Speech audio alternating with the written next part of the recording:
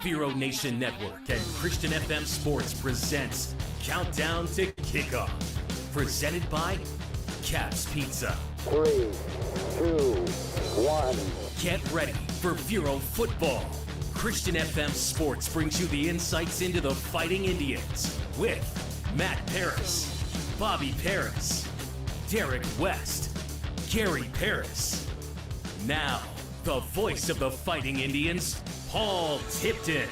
We are live from Billy Living's Field at the Citrus Bowl, home of your Vero Beach Fighting Indians. Hey, Vero Nation, welcome to Countdown to Kickoff. It's the official start of the 2025 football season. We have a great game lined up for you tonight, a rematch from last season. The Gallie Commodores versus your Fighting Indians. This game was a dogfight last year, and we expect no less tonight. Both teams got a tune-up last week in respective kickoff classic games. Vero is looking for some payback, though. The Indians lost by 2 last year, felt they were dealt a bad call on a blown punt, and have been itching to get another crack at the Commodores.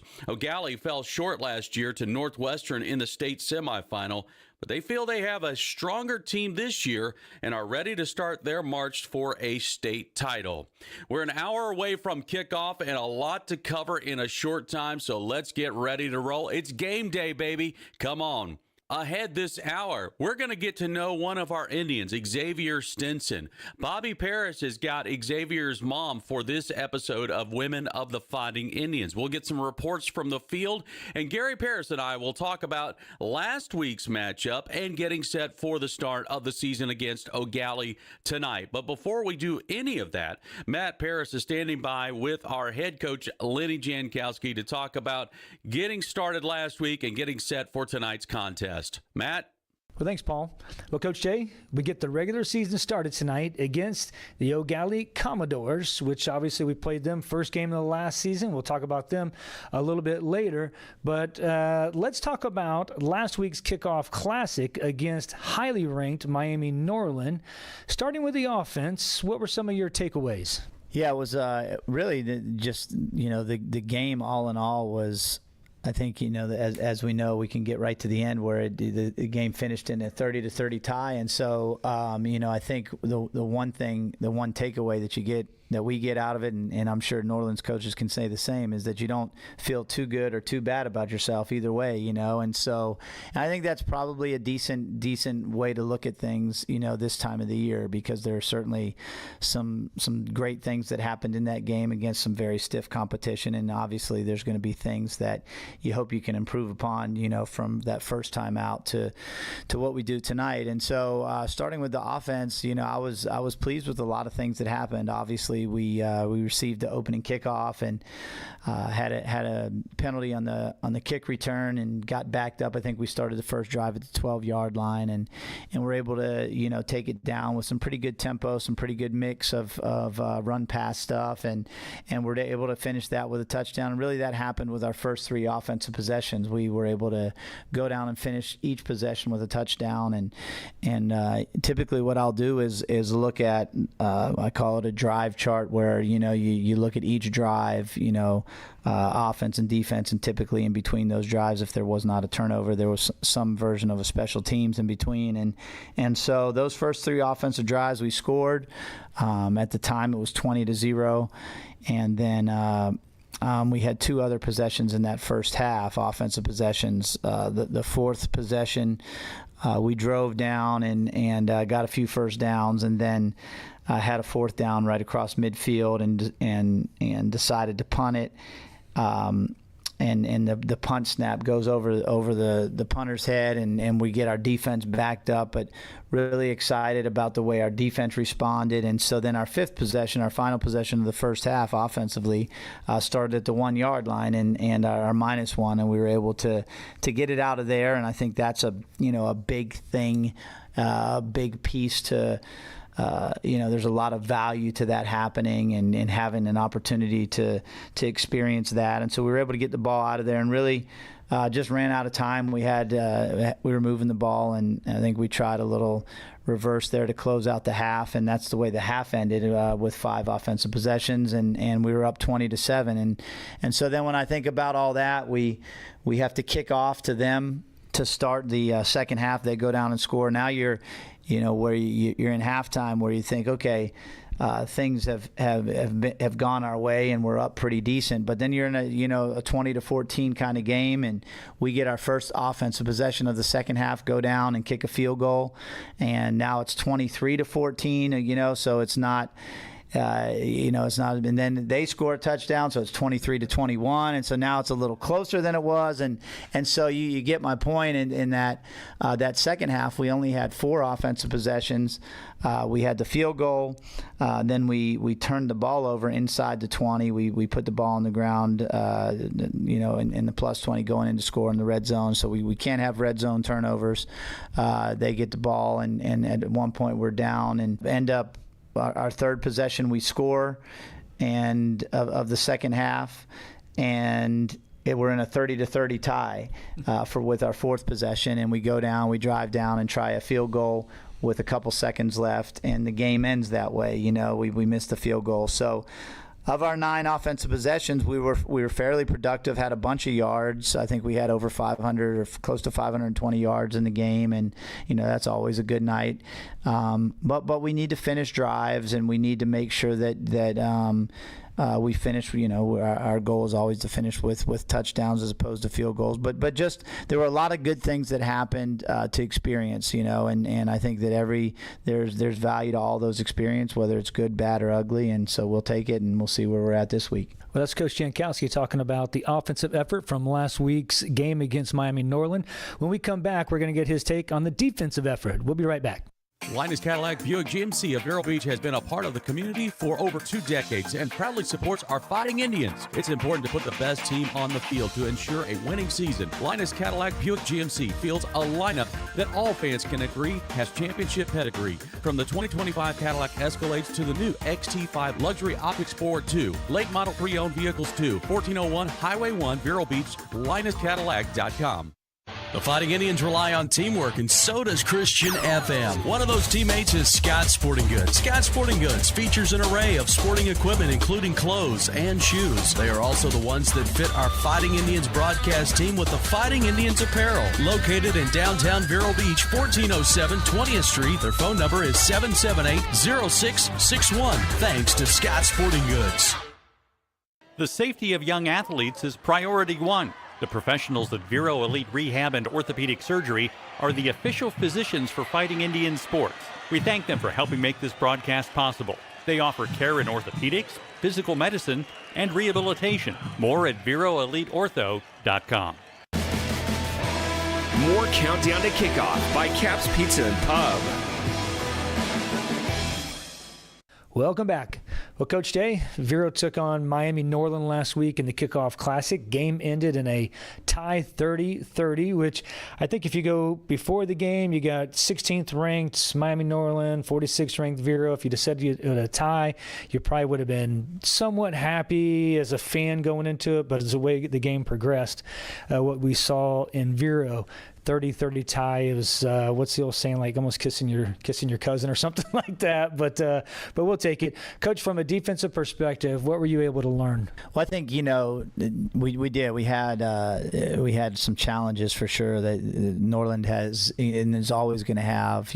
Some elite athletes, some very, very talented players, and I think, what some of the things that happen, obviously, really in all 3 phases, the Kickoff Classic, the $50 million question is, how do you want to play it? Do you want to stay vanilla? Do you want to, show all your cards? Do you want to, evaluate players and play guys and, play more than you usually would and those kinds of things. And so I think you try to take care of a lot of those, situations and personnels and personnel, different personnel and different personnel groupings. And so I think we learned a lot for sure. I think, some of the things that gave us some problems, we had an opportunity to work on. I thought that Miami Norland did a great job from their offensive perspective. Is once they got down, it was never as if there was any panic over there. I think really what they started doing is they started running some tempo, and it wasn't anything crazy sophisticated as far as scheme goes.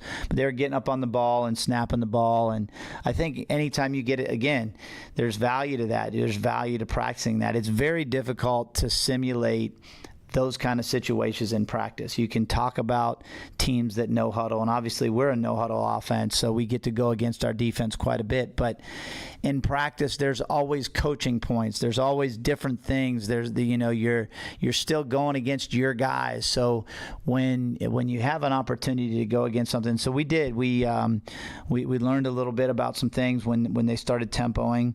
Obviously, I thought their offensive coaches, they surely knew what they were doing, when we were playing off, they were throwing underneath. When we were throwing up, they're going over top. And, when we didn't have enough guys in the box, they're handing it off. And, so those are the kind of things that happen, between offense and defenses. So I think we're always going to. The key for us to be successful, tonight is, the things that happen, like I said, from Friday night. We should make the biggest progress between the first time out, which was against Miami Norland, to tonight. And, as will our opponent, I'm sure. So it's all relative, but I think some of those obstacles or areas of concern, hopefully they'll be cleaned up and they've been addressed this week, and we'll see what happens tonight. Well, Coach, my guess is if you were to go to Miami Norland and say, hey, can you give us a look where you're going to go tempo? And then would you mind spreading it out a little bit so our defense can see that? They did a little bit of everything, so we got some good film on that. From a defensive perspective, they always say alignment and assignment. And alignment's obviously the first thing that we got to get in there. And looked like there was some alignment, assignment missing going on the other night, and I'm sure the coaches will address that. But is that to be expected when you have a bunch of new kids out there? Yeah, we do have a lot of new faces, and I think obviously it starts with alignment and assignment, and the other thing that we were disappointed with a little bit was that we felt like we had some missed tackles, but I think all of those. That kind of stuff early in the season is going to happen because, you can only go live so much early in the season against your own guys. And so you get an opportunity now to really tackle and to really go against that type of speed and to get lined up against formations that you haven't seen before, motions that you haven't seen before, shifts that you haven't seen before. And so you really, defense is different. You've got to make sure that you're adjusting to what's happening over there. A lot of times offensively, you can dictate a little bit, there's that constant, punch and counter, so to speak, and so again, I think I was very pleased. I was very pleased with a lot of things that happened. Obviously there are always going to be areas of concern as well, but I think that our kids played hard. I think we got after it. We rotated a lot of guys in and out. There was opportunity there for a lot of guys to get evaluated, and there's some, there will continue to be, and so it like all in all, again, the value that we got from that game, I think should really pay dividends down the road here. Well, I would think so. Bringing in a team like Miami Norland, what a great kickoff classic and a great game it was. We got more from Coach when we return. Hi, JW here from Barker Air Conditioning and Heating, serving the Indian River County area since 1959 and supporting fighting Indian sports for decades. We're known for being HVAC specialists for installation and service. Local, licensed, and insured, Barker is a trained comfort specialist that services all makes and models. BarkerAC.com. The nonprofit Mental Health Association in Indian River County offers free walk-in screenings. No appointment is needed. Check out their other services at mhairc.org or walk in at 820 37th Place, Vero Beach, because it's okay to get help.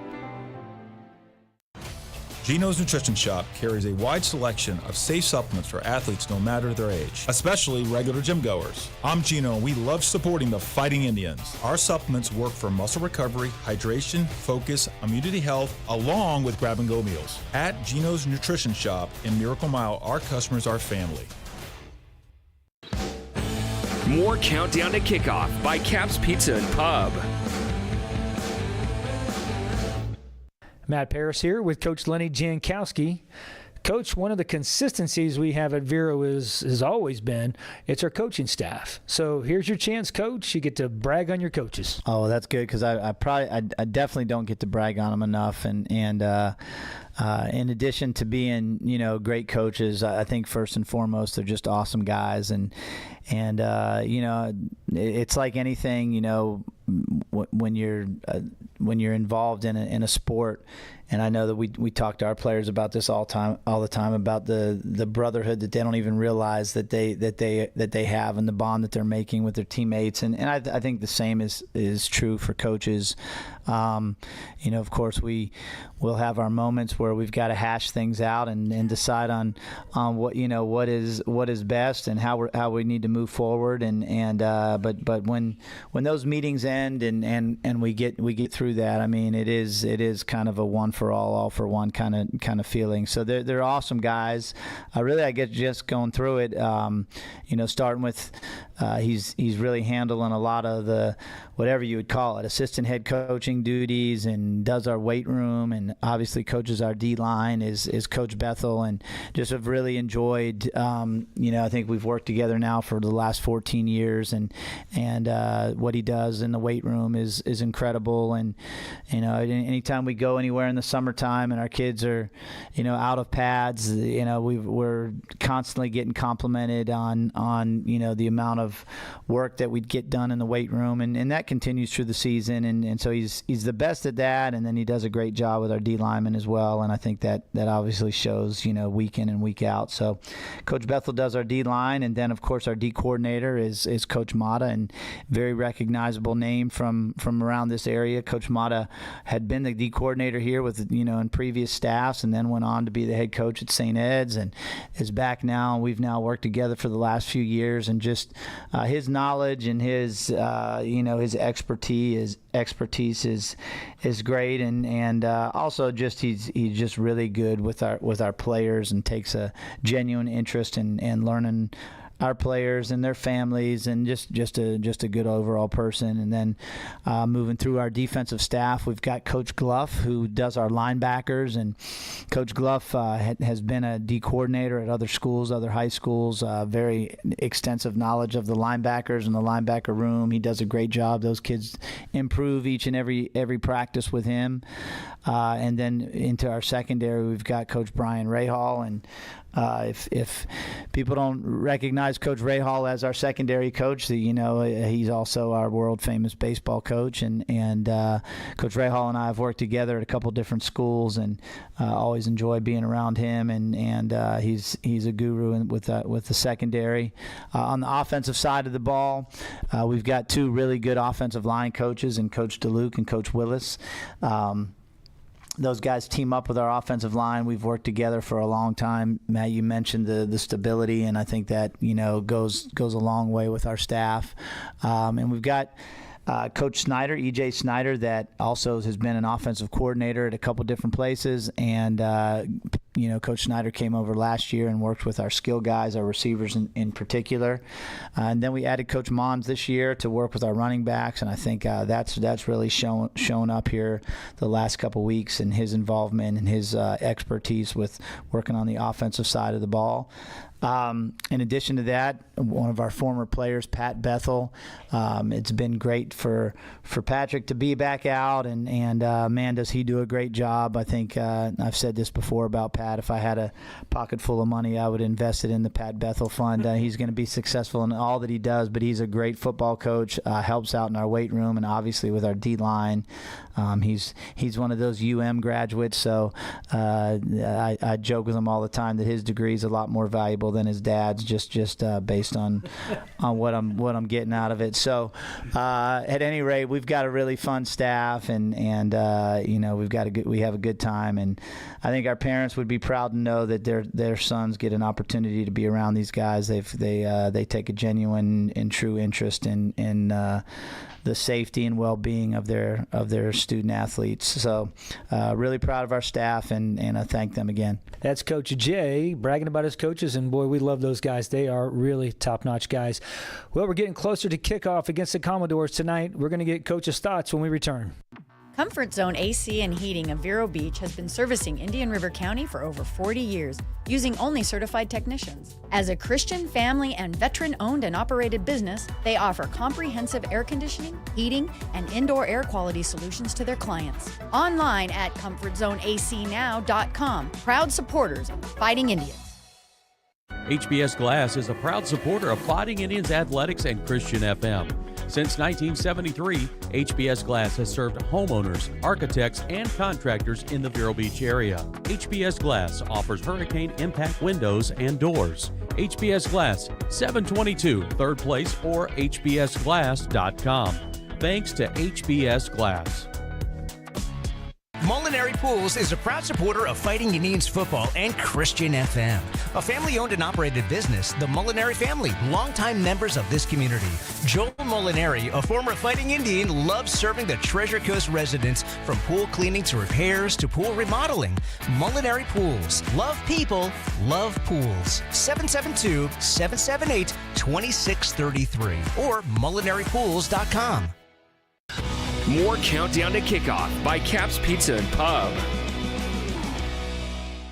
Welcome back to Countdown to Kickoff. I'm Dr. Matt, hanging out with our very own Coach Lenny Jankowski. Coach, we're taking on Gallie, the Commodores, tonight. We get them home. We were there last year at their place. Now we get them home. What can you tell us about them? Yeah, we're really going up there last year, playing them week one and having the type of game that we had.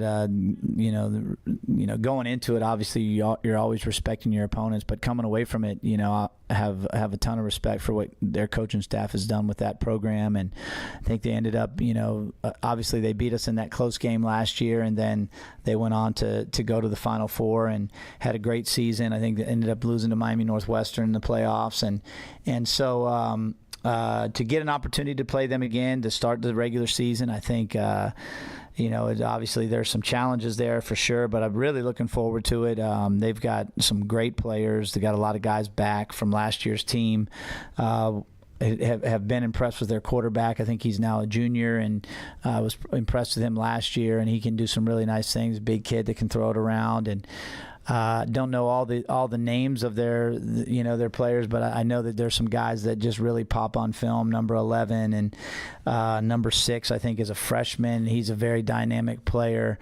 Number 1, number 0. These guys are all talented players, and like I said, really pop on film when you get an opportunity to watch them. So I think it should be very interesting. I'm curious to see the improvements that we make this year, or make from week 0 to this week, and the progress that we make. I'm sure they're looking to do the same. They had a nice win in their kickoff classic over Plantation High School last week. So Plantation's always got some nice athletes. So I think it has the makings for sure of a great game. They do some similar things that we'll do on offense. So for our fans, I think they'll see some of those same kind of concepts. And defensively, I've been very impressed. I mean, last year when we played them week 1, we had a hard time in that first half. I think our only score was a defensive touchdown in that first half, and then got it going a little bit in the second. But they're tough all the way around, and looking forward to a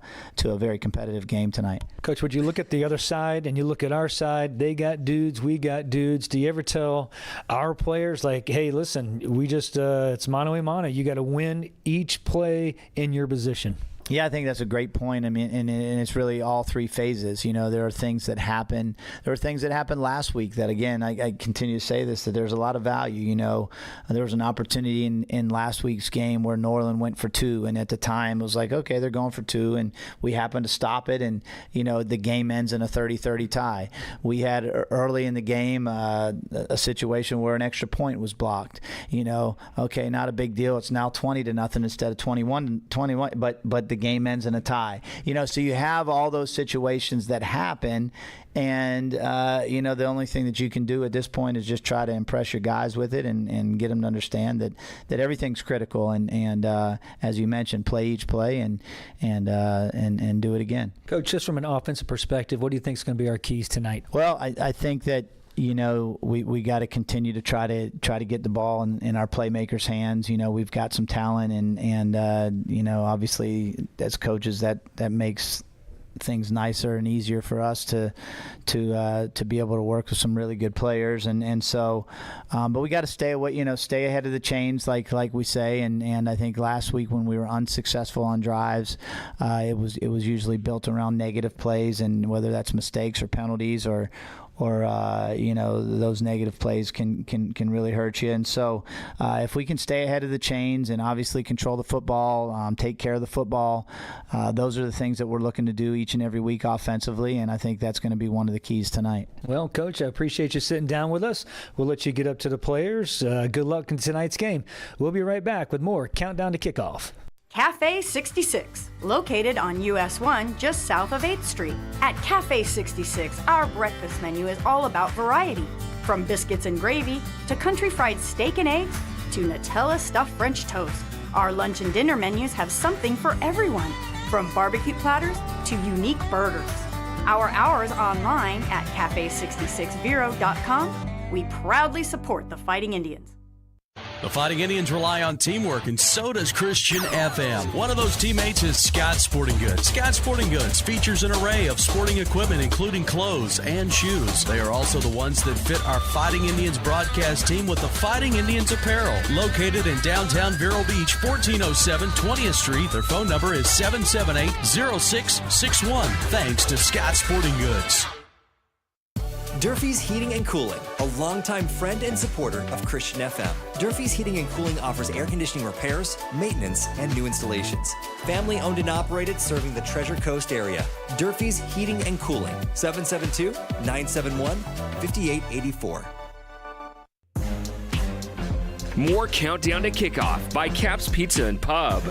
Well, hey there, Vero Nation. Thanks for joining us as we get set for the official start of the 2025 season here tonight at the Citrus Bowl and Billy Livings Field. I'm Paul Tipton along with Gary Paris as we'll get set against Gallie tonight. This is a team that we faced a year ago for the season opener on the road. We lost that ball game. We'll talk about the rematch that's coming up here later tonight. But first, let's talk about last week, Gary. Miami Norland here in the Treasure Coast Kickoff Classic. Vero Beach jumps out to a very fast start, 20-0 lead. And then Miami Norland chips their way back. It was a shootout in that third quarter. And in the end, a 30-30 tie. Tale of two halves, my friend. Tale of two halves. First half, Vero Beach offense dominated, moving the ball up and down. Defense had some great stops in there. We jumped out to 20-0, and then next thing you know, they get a score. They worked their way back into it. And then a great defensive stand on a bad punt we had. We fumbled it or snapped it over our punter's head. They recovered it on the 16-yard line. And now you're thinking, okay, they got the ball. This is the second quarter. If they score here and they get the ball in the third period to start off with, this game could really change. Defense held. They did not score, but they did score in the second half. Yeah. Would have been great if we'd kept them scoreless, but, yeah, we didn't do that. It was a good game. It was played good. I mean, you had a lot of guys played. Both teams rotated a lot of guys, and it was a game that I enjoyed watching. Vero had a chance to win. Yeah. Went all the way down in their last possession, their eighth, I think it was, of the season. Or the game, rather, and they missed a field goal, a makeable field goal, but it was a good, just wide left. Yep. Just one of those things you work on. Mistakes were made, and that's why you have a preseason game.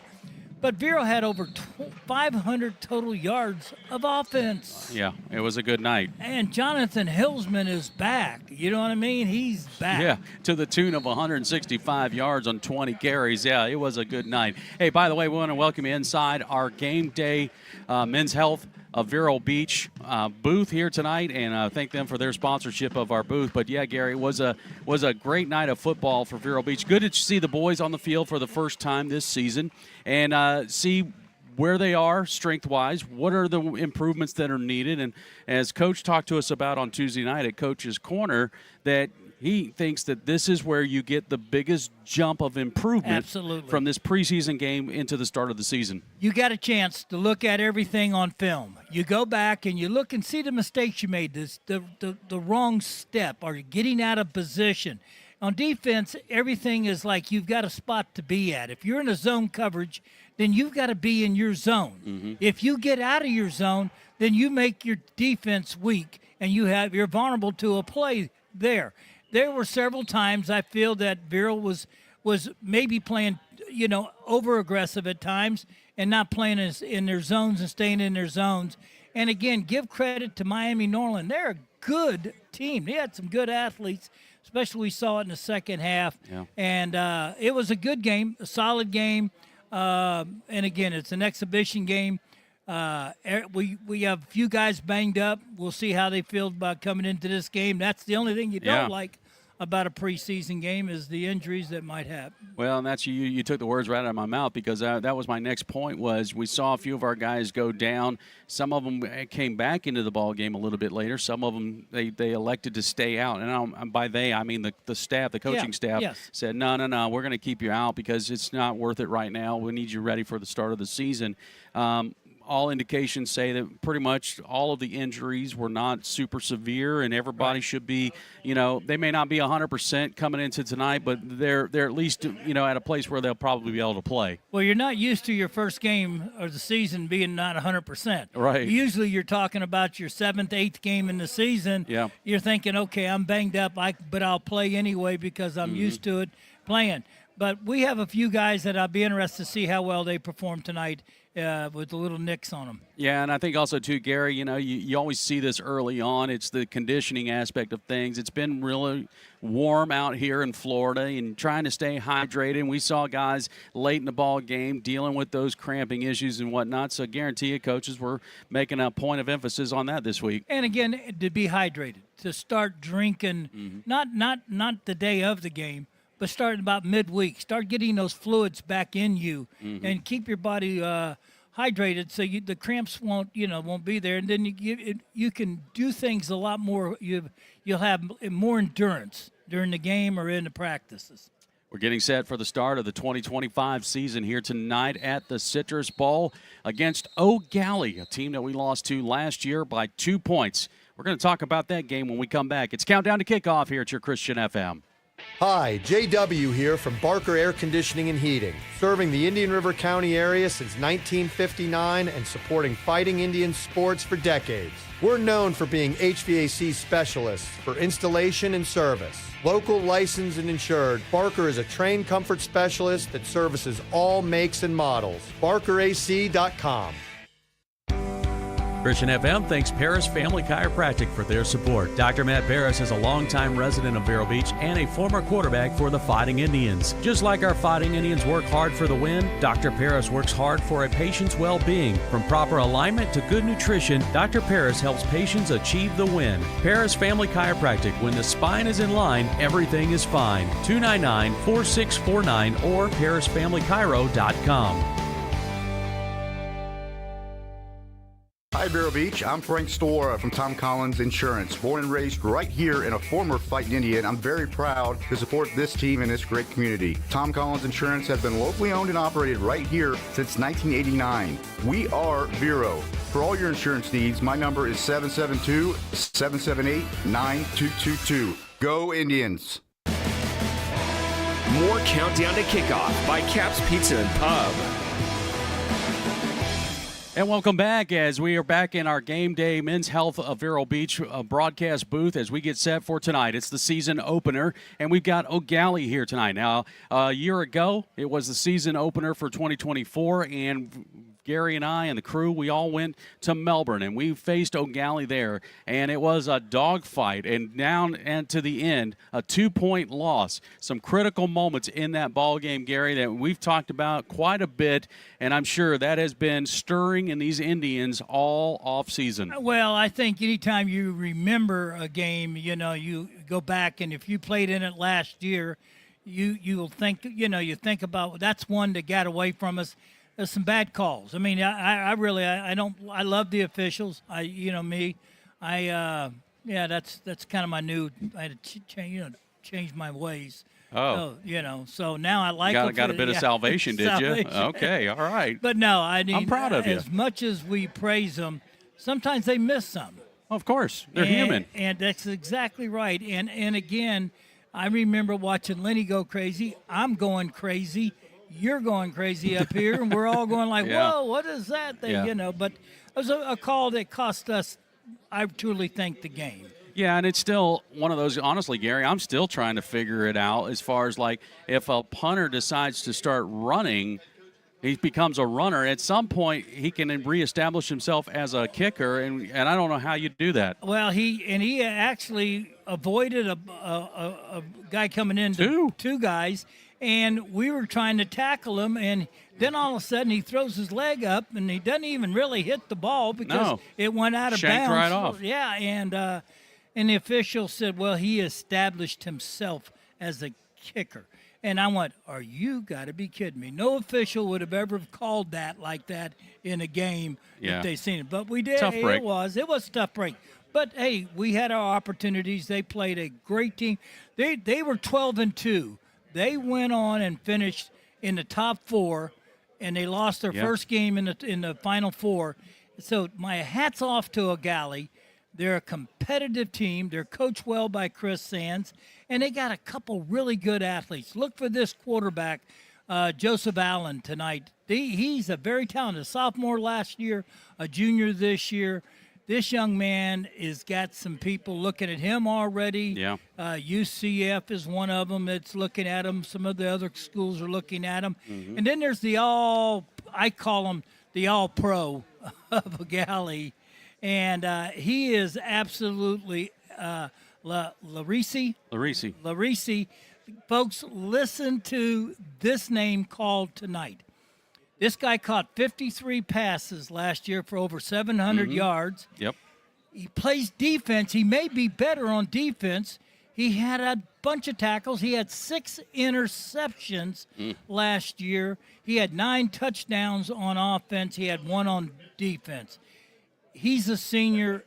He is absolutely fantastic to watch. Yeah, it's going to be fun to watch, and it's going to be a challenge for the Vero Beach offense and defense because he plays on both sides of the ball, obviously. So, they've got their hands full either way. And the key to me tonight is Helsman running the ball and Mons being able to run that offense. And he is also a weapon himself of running and throwing the ball. Yeah. Last week we had over 500 some odd total yards of offense against a team that's pretty physical a team. So I look for this to be a really good battle like we did last year, and but I like our chances at home. Well, hopefully, if it ends up being a 2-point spread again, we're on the upside of that, not the downside. We'll take a 1 point. Well, absolutely, we'll take a. One thing's for sure, we will not have a tie this week. That's right. That's exactly that right. will not happen this week. Yeah. All right, folks, we're going to step aside for just a moment. We're going to come back. We're going to get a report down from the sidelines. It is countdown to kickoff for the season opener here at Your Christian FM. Cafe 66, located on US 1 just south of 8th Street. At Cafe 66, our breakfast menu is all about variety. From biscuits and gravy to country fried steak and eggs to Nutella stuffed French toast. Our lunch and dinner menus have something for everyone, from barbecue platters to unique burgers. Our hours online at cafe66vero.com. We proudly support the Fighting Indians. A septic system is only as good as the installation and maintenance. Reliable Septic is the name known along the coast for being the professionals who install and service these systems for both residential and commercial uses. They'll determine the on-site needs and design considerations for a complete wastewater treatment system, thanks to Reliable Septic Service. 772-562-4242. Christian FM thanks SOS Pest Services, who know that Florida's warm climate means pests of all types, disrupting our comfort and lifestyle. When it's time to sound the alarm, SOS will send their technicians to promptly deal with the problem, so no more worries about unwanted guests. SOS Pest has a range of services tailored to meet individual needs, serving Orchid, Indian River Shores, North Hutchinson Island, and surrounding areas. Owned and managed by lifetime local pros. Online at sospestservices.com or 772-296-2966. More Countdown to Kickoff by Caps Pizza and Pub. Well, the 2025 season is about to officially begin in just about 20 minutes or so as Vero Beach will be hosting Gallie here at the Citrus Bowl and Billy Livings Field. Paul and Gary, we'll be up here in the booth. And tonight on the sidelines, no Derek West, no Matt Paris. They got a scheduling conflict, unable to be here. So we called in a reserve, and it is Doug McKenzie that's going to join us here tonight. Doug, I appreciate you joining us tonight. And, hey, you're a defensive guy. I know you're going to love this ball game tonight. So what's the word down there on the sideline? So I've talked to a bunch of the coaches and been in a couple of meetings. But the biggest thing that we're going to worry about tonight on the offensive side is controlling the defensive line. They have a good defensive line. They're going to line up in different positions in the 4-4-I. We need to control that first level. And then if Hillsman does what he's supposed to do, we should make it over to the second level and continue up the field. Gallie does love changing their secondary a lot. They will move, change it over and over on almost every play. On the defensive side, according to Coach Mata, he sees them probably half of their plays.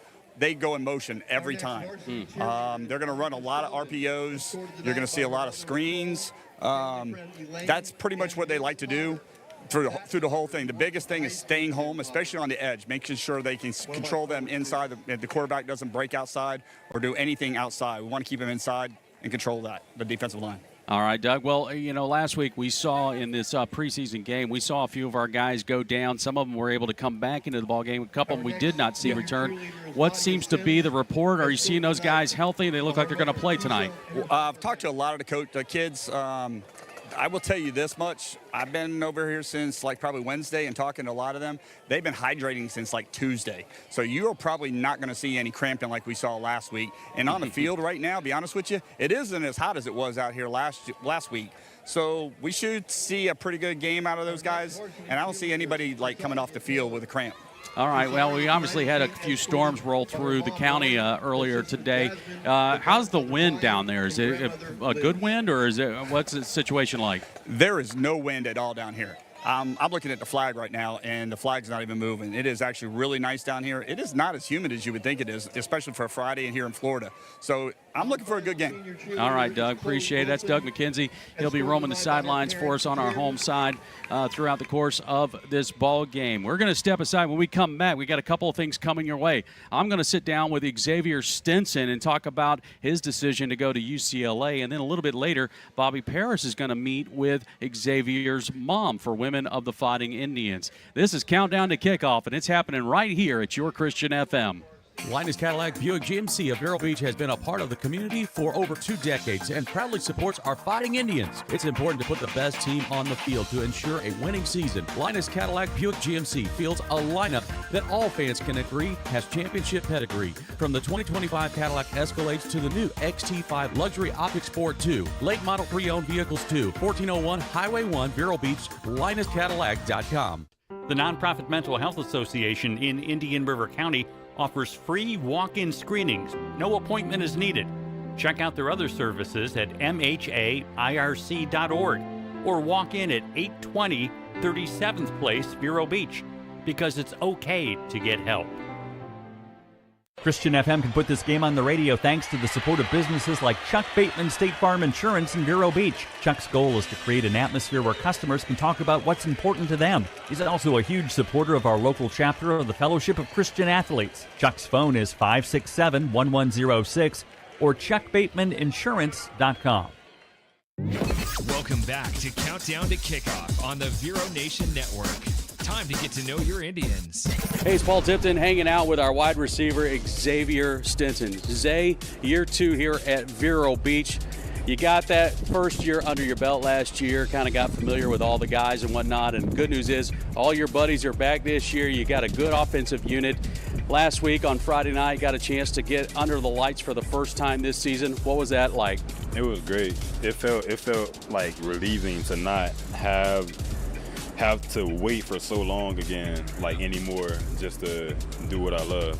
So it felt great, especially since, like, you know, the team that we had last year, we lost a lot of key factors, but we also gained some too.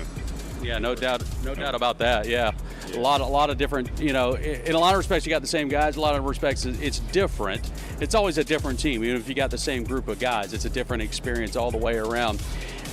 Last year, we lost in that third round to Dr. Phillips. How has that been sitting with you all off season? No, it don't sit right with me at all. Like I'm ready. Like I use that. I'm not gonna say as motivation, but as a driving point. Yeah, sure. Like I don't want to feel that no more. So like we talk about it just about every week. Like we lost to Dr. Phillips. I forgot to score, but I know we lost. Man, that ain't sit right. Yeah, I think it was like 20-14, I think was the final score, 21-14, something like that. Yeah, it's just one of those first halves that we dug ourselves in a hole. We just couldn't get fully out of it. But last Friday night, we got Miami Norland here at the Citrus Bowl. And, man, right away, you were getting targeted early and often. What was that like? It was good. Like we work on that chemistry every day in practice. So it's like, you know, it's obviously going to translate into the game. But when we see what kind of defense they're running, like I'm not the type to, you know, throw any team under the bus. They were a good team, yeah. But we just seen how to move around what they were doing, and we took a shot at it. We exploited their weaknesses. I think one thing we learned is that it's a 48-minute game. You know, we jumped out to that early 20-point lead, and then they come back. We finish up 30-30 and had some opportunities, but we also had some miscues. So what's the focus been like in practice this week? Be consistent at everything we do. Start off strong, finish strong. That's what we do in the weight room. Like Coach Pat and Coach Belton, every day they told us in the weight room, I think 2 days ago, that but like how we stay in the game like that is coming to the weight room. Station 1, we always start off strong, and then Station 4, we have to end strong. Yeah. He said the same thing that we do there has to translate to the field, and if we do that, then it will translate to the field. Wow. They always drive us from the start of working out to the end of practice. It's always a driving point that we cannot get satisfied. We're not comfortable where we are. Backup starters, anybody can get it. 100%. I like that. And you've had a busy offseason, and congratulations, by the way, a verbal commit to UCLA. It's a long way from Florida and Vero Beach. Tell me a little bit about that process and how you came to that decision.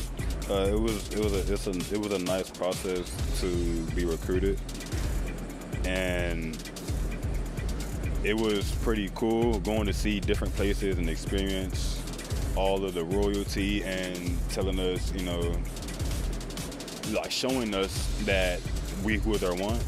But it's also great to commit to UCLA because I feel like for me, I don't want to be anywhere else. Like that's the first place for me, and especially going out there with Champ, it's gonna be even better. And like they actually have us connect. We got a big group chat with the commits, and we talk all the time. Oh, nice. Like, it's amazing. Well, cool. Like I said, congratulations. But before you get to UCLA, we still got a season here at Vero Beach to play, and it starts with Gallie tonight, a team that we lost to last year by 2 points. Another one I'm sure that's been sitting with you. What do you expect from Gallie on Friday? I've been watching their film, and all I'm gonna say is what God gave me, I'm finna show Friday night. That's all I can say. I love it. All right, Say. It's always a pleasure. Good luck the rest of this year. Yes, sir. Thank you. Comfort Zone AC and Heating of Vero Beach has been servicing Indian River County for over 40 years, using only certified technicians. As a Christian, family, and veteran-owned and operated business, they offer comprehensive air conditioning, heating, and indoor air quality solutions to their clients. Online at ComfortZoneACNow.com. Proud supporters of the Fighting Indians. Cap's Pizza and Pub, a proud sponsor of the Fighting Indians and Christian FM, serving Vero for over 35 years. Cap's offers Italian cuisine, including pizzas, strombolis, calzones, hot and cold subs, plus wings. A family-owned and operated business, John and his staff are happy to serve. Cap's Pizza and Pub, 725 27th Avenue Southwest, Vero Beach, 772-770-2277 or capspizzamenu.com. Mazzarella's Auto Sales is part of a local business family and their Christian FM supporters. I'm sales manager Mike Mazzarella, and we always strive to offer late model cars and trucks that undergo inspection and service by our high-tech mechanics. We have Jeeps, Rams, Toyotas, Hondas, commercial vehicles, and luxury vehicles. On site, we have our Spanish-speaking sales and financial advisor Diego Sainz. We also offer our virtual showroom online at mazautosales.com. I'm Chris, Mike's brother. Our family has been serving our community since 1999. Now on the corner, 4th Street in Old Dixie. It's countdown to kickoff. Now, here's Bobby Paris. Welcome to Women of the Fighting Indians, where we can hear a woman's perspective on Friday nights under the lights. Hi, I'm Bobby Paris, and I have the privilege and great fun to talk with the moms of our senior varsity football players. So my guest this evening is the beautiful Dee Stinson. Dee is the mom to number 10, Xavier Stinson. Xavier is a senior wide receiver for our Fighting Indians. So welcome, Dee. Thank you for having me, Miss Bobby. You are so welcome. So we want to know a little bit more about the Stinson family. So tell us about yourself. So I am born and raised Florida, Fort Lauderdale. I was actually born in Pahokee, but moved to Fort Lauderdale.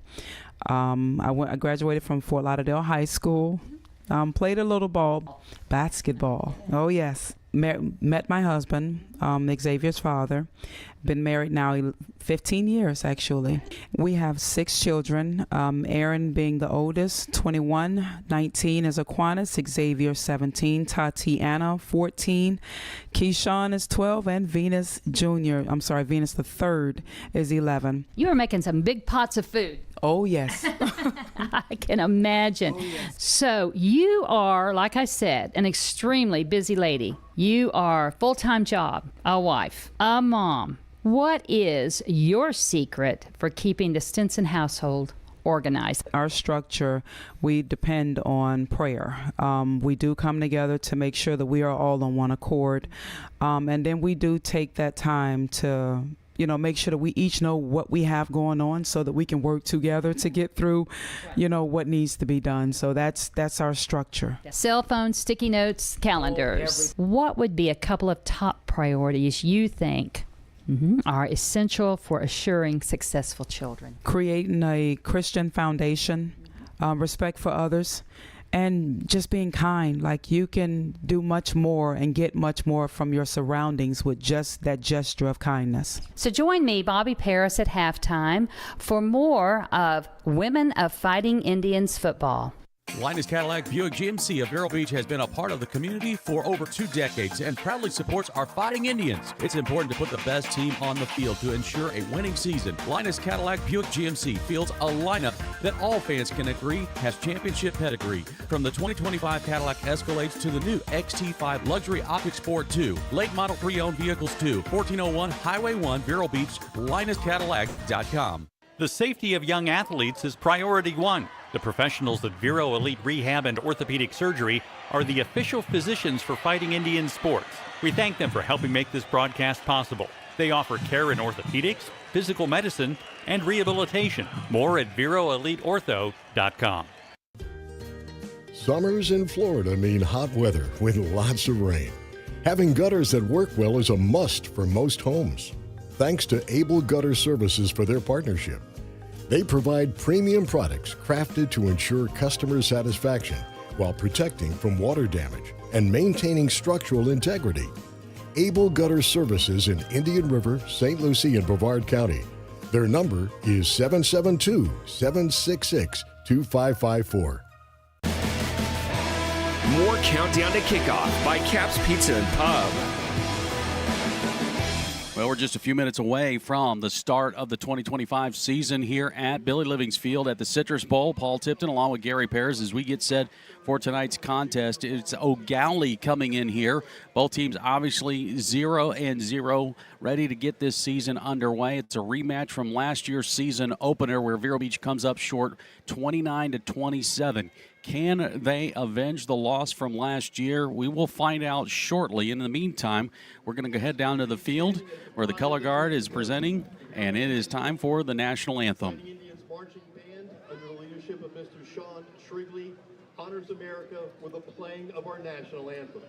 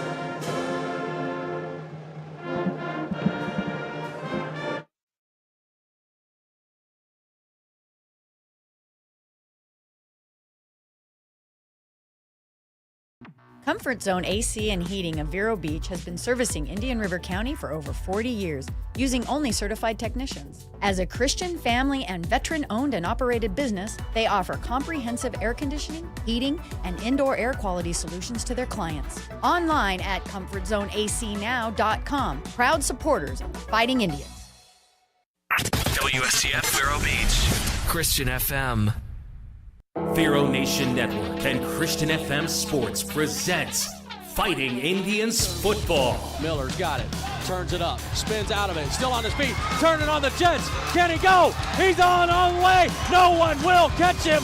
Charlie Miller to the house. One guy to beat, and he's off to the races. Touchdown, MJ McGriff on the opening kickoff. Snap is there. The hold is down. The kick is blocked. It's blocked.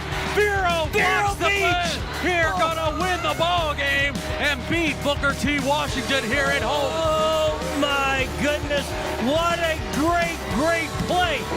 This is Fighting Indians Football. Here's the voice of the Fighting Indians, Paul Tipton. Live from Billy Living's Field at the Citrus Bowl, it is Fighting Indians Football, the Gallie Commodores and your Vero Beach Fighting Indians. This is the start of the 2025 football season. The Friday night lights are on, and it is game time. Hey, Vero Nation, along with Gary Pears, I'm Paul Tipton. Welcome to Fighting Indians Football. We're proud to bring you our 29th season of Indians football, presented by Cafe 66. Sidelines tonight, Doug McKenzie, statistician Don Dexter, producer Stephen Tipton, and video producer Brian Lewis, along with our camera crew. We're glad to have you along as it is finally here, folks, and we are so excited to get this season underway. Gary, last week we had a chance in an exhibition game to see the Fighting Indians for the first time since the offseason. It ends up in a 30-30 tie with Miami-Norland. What did we learn about our Vero Beach Indians? That they're competitive. They got a good offense. Seems like they put 525 yards out there on the field, going up and down the field. We got a lot of things to work on. Even with scoring 30 points, you still got a lot of things to work on. And that game, from the beginning of that game to the end of it, it's like, okay, that's over with now. Let's look at it. And, again, coaches will break every play down, break everything, let you know what you're doing wrong, try to get you in better position, try to get better coaching out there, try to get the right people, the right personnel. So I think this is going to be a great game tonight because you got two teams that are playoff bound, it seems like, especially Vero Beach has for the last decade or so. but you got a team, a Gallie, that is now building a tradition as one of the better teams in South Brevard. And last year they went to the Final Four, finished 12-2. So look for them, and we'll talk about their athletes as the game goes. But this is going to be a great game, a great night of football. Well, we saw this a couple of their star players last year in Joe Allen. He threw for over 2,300 yards last year, 26 touchdowns to just 10 interceptions. He's got colleges like UCF, FAU, Georgia State, Syracuse, and Ball State all interested in this young man. The other star player we saw for O'Gallie is Xavier Larisi. He is already a verbal commit to Oregon. He caught 53 passes last year for 776 yards and 9 touchdowns. But then on the defensive side, he had 6 interceptions, made countless tackles. He is, as Gary said earlier, the all-pro for the O'Gallie Commodores. Hey, he stands almost 6 feet tall, 5'11", 185 pounds. He's pure athletic. He's just a great athlete out there on the field.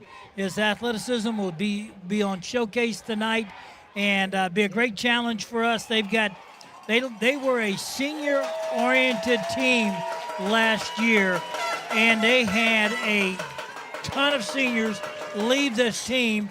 They had to replace them, so it's going to be especially on the defense. We'll see how well that defense has adjusted, because they had 9 seniors that started last year that left.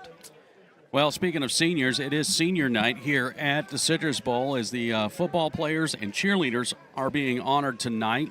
And, boy, there are a lot of them on this football team, Gary, especially up front when you think about Romeo Vargas, Quentin Dames, Corbin Phillips, and Champ Smith on that front line. And then you've got E.J. White, Xavier Stinson, and Jonathan Hillsman, all seniors on that offensive unit. So you got pretty much an experienced unit on offense. The only one that's got maybe not as much experience has been Jonathan Hillsman due to an injury, but boy, oh boy, did he look really good last week. Well, his last year playing was his sophomore year. He got hurt and missed his whole junior year. And did he make up for it last week? Oh, man, did he look good. 165 yards on 20 carries for Jonathan Hillsman. And, boy, it was really good to see him running with reckless abandon, really, Gary. I mean, that's why we talked about this in our pregame show last week about can he overcome the mental aspect of coming back from such a severe injury like he had. And he did. He did a great job. And he had fun. He had fun. He also caught 3 passes for 17 yards, so a well-rounded ball game for Jonathan Hillsman. But it will be interesting to see, Gary, tonight for the Fighting Indians offense. Will they come out like they did last week and try to go to the pass attack first and then set up the run, or reverse it? Yeah, I was sitting there watching the kicker get ready to kick off. He was kicking from the 35, and I'm thinking, okay, you want to give it. Thank you very much. Yeah, thank you very much. Then his coach, Chris Sands, who's been coaching there now about 6-7 years, ran out there and said, no, move it up. Yeah, that's Samoya getting set to kick off for O'Gallie as Vero won the toss, elected to receive. It's going to be a fair catch at the 33-yard line for Vero Beach by Austin Banshoff on the fair catch. And so we will see the offensive unit for Vero Beach take the field. Up front, Vargas, Dames, Phillips, Jonathan Darrow going to get the start tonight at right guard, and then Champ Smith at right tackle. E.J. White, Marcus Melbourne, Xavier Stinson, Latravius Woods at receivers, Jonathan Hillsman in the backfield, and then, of course, you can't forget old number 1, Champ Mons. And I say old. He's old now as a sophomore. And what a season he had a year ago. 2,234 yards, 23 touchdowns to 5 interceptions, and rushed for over 500 yards. Vero Beach will have it, 1st down and 10. And whistle will stop this play before it gets started. And somebody's got to go out, and it's one of our offensive linemen. We're dinged. We can't afford to lose somebody. I guess they might just give him a warning. They give him a warning. All right. I'd just say, please don't. So let's start from the 34. And going to go to the air. Mons, right side. Nearly had that ball taken away. Oof, boy, we just dodged a bullet there as number 20 Oh, my goodness. Agnor got his hands on it, and boy, that would have been a huge turnover for Vero Beach right away. That was Agnor, read that beautifully, and it was a quick out, and he just knocked that ball down, or had a shot at getting it too, so brings up 2nd and 10.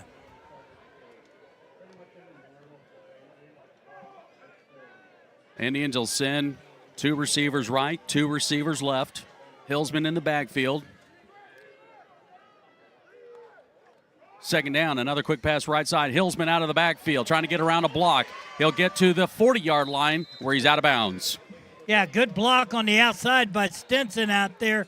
He got his man and was able to keep him from making that tackle, and that's going to bring up 3rd down and about 4 yards to go. Let's call it 3, maybe almost 4, yeah. Yeah, we'll call it a short 4. Just getting started. This is the opening drive of the ball game. Vero Beach started from their 34. They're at a 3rd down and 4 at the 41-yard line of Vero. Handoff's going to go Hillsman off the left side. Jonathan trying to get to the line, will not get there. And now decision time for Coach Jay. Yeah, good job by the defense. Jason Melidor, their defensive lineman, really made that tackle along with Agnor right up there, with Jasquez coming up to help make the hit of the linebacker, or safety rather. And so now it's 4th and 1, and it looks like Vero's going to go for it. If they don't, they got to get a play in. Yeah, the play clock is at 19 seconds. They'll huddle up. You don't hear that often here at Vero Beach. Play clock at 10 as they line up. Play clock at 5.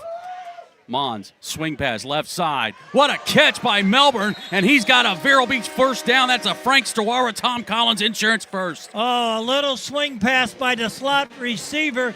He reaches up with one hand, makes the catch, hauls it in, and gets the 1st down.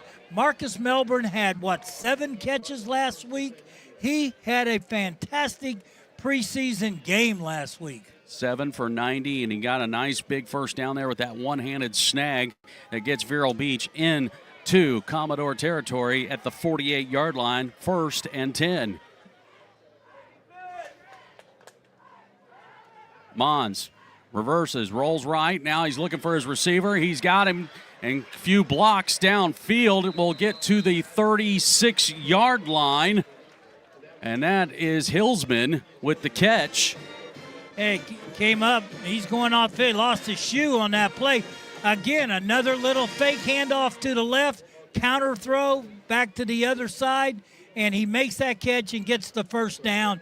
And he's out because he lost his shoe. You got a Frank Stewara, Tom Collins Insurance 1st down. 12 yards on that catch by Hillsman at the Gallie 36. Play action. Swing pass again. This is Woods. Woods trying to get to the 30, to the 25, and down inside the 25-yard line. Wow, what a tackle by the Commodores.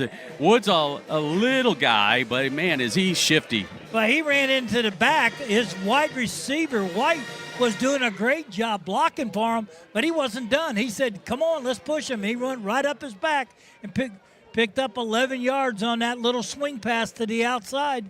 Another 1st down. 9:54 and counting, 1st quarter. This is the opening drive. Vero Beach coming up on their 6th play. They're going to send 3 receivers to the right side. Stinson, Melbourne, Woods. White's over here on the left, one-on-one. Dagbolin in the backfield. Mons looking. Feels pressure. He's going to let it go for the corner. He's looking for a receiver there. Almost caught, and it's deflected last second. He was looking for Woods. Well, what happened was he wanted to make a little handoff there, but the guy he faked that handoff. He wanted to hit a crossing route coming across Paul, but nobody was there. So the defense was there. So he threw it to the back of the end zone. Nobody was going to catch that but us. 2nd down. Ball at the 24-yard line. 9:12 on the clock in the 1st quarter. There's no score.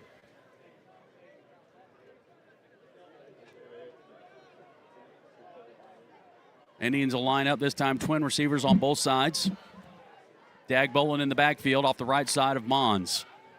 Mons looking to throw. He's got time. Now pressured out of the pocket right. Fires downfield. There's Dagbolin, and he'll catch it out of the backfield right near the 20. Yeah, he had Dagbolin come sliding out there. The throw was a little low, but he slipped to go back to make the catch, and he couldn't. He had an open 5-6 more yards on that play. Picks up 3. That'll be a 3rd down and 7 coming up for Vero Beach. Actually, I guess they'll give him about 4 on that play since it's at the 20. Make it 3rd down and 6. Ball just on the nose of the ball, just on the 20-yard line. And timeout's going to be taken as play clock was almost down to 0. Opening drive of this ball game, Vero Beach on the 20 when we come back. Cafe 66, located on US 1 just south of 8th Street. At Cafe 66, our breakfast menu is all about variety. From biscuits and gravy to country fried steak and eggs to Nutella stuffed French toast. Our lunch and dinner menus have something for everyone, from barbecue platters to unique burgers. Our hours online at cafe66vero.com. We proudly support the Fighting Indians. Thanks to Longevity Rehab Centers in Vero Beach and Sebastian, owned by locals whose mission is to help heal those who are hurting with a goal of getting them back to a productive life. Longevity Rehab has built a reputation of trust with their clients from the top down, offering both physical and massage therapy designed to restore, relieve, or maintain a healthy lifestyle. Blue Cross Blue Shield, Humana, Cigna, United Healthcare, Health First, Medicare, and most insurances are accepted. LongevityRehab.com. Coach Jay had to take a timeout as the play clock was down near 0. Did not want to get that delay of game as he's looking at a 3rd and 6 at the Commodore 20-yard line with 8:24 to go here in the first quarter. This is the opening drive of the ball game. Vero Beach started from their own 34. Now looking at 3rd and 7 at the Gallie 20. Little pass outside. Woods with a great catch, trying to spin out of a tackle. Stopped at the 15. Yeah, he had that quick out that time. They reacted very well to it, but it was a good route. Throw was a little high. He had to go up, lost that momentum. When you have to go up and jump, you catch it, and then you lose because you went so high to get it, you lost the momentum on that play. Brings up 4th down and about 3 now, I would say. So far, not seeing a field goal unit on here, so it looks like Coach Jay will like to go for it here on 4th down and 3. Yeah, Hillsman's back in the game. Yep, and now play clock is at 10 seconds as they make their way to the line of scrimmage. Play clock at 5. They got to move. Another timeout's going to be taken. Wow. So 2 timeouts spent here on this drive here in the first quarter by Vero Beach. We'll be back. Hi, JW here from Barker Air Conditioning and Heating, serving the Indian River County area since 1959 and supporting Fighting Indian sports for decades. We're known for being HVAC specialists for installation and service. Local, licensed, and insured, Barker is a trained comfort specialist that services all makes and models. BarkerAC.com.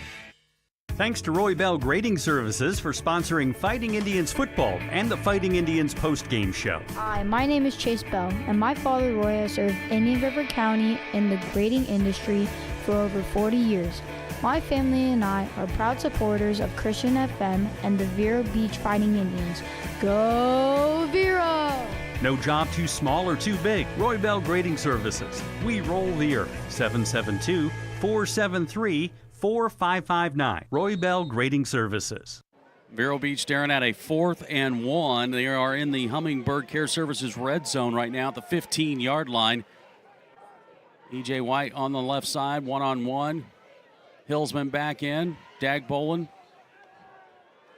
Keeper by Mons off the right side. Push, and it will be enough for a Vero Beach first down. That is a Frank Stowara, Tom Collins Insurance first. Yeah, he got an extra yard on that one. That was good. He needed it, too. Has a quarterback keep. Went to the right side, right in behind Jonathan Darrell and Champ. Champ Smith was out there. Those two guys. Jonathan is a sophomore, starting his first game. Twin receivers on either side and movement at the line. This looks like we'll go against the Gallie defense, and we'll get 5 free ones to make it a 1st and 5. And also out there, we were talking about injuries and all, is that Romeo Vargas is back. Indeed. Yes, and it's nice to see him back. Ball is at the 8-yard line, where it'll be 1st and 5.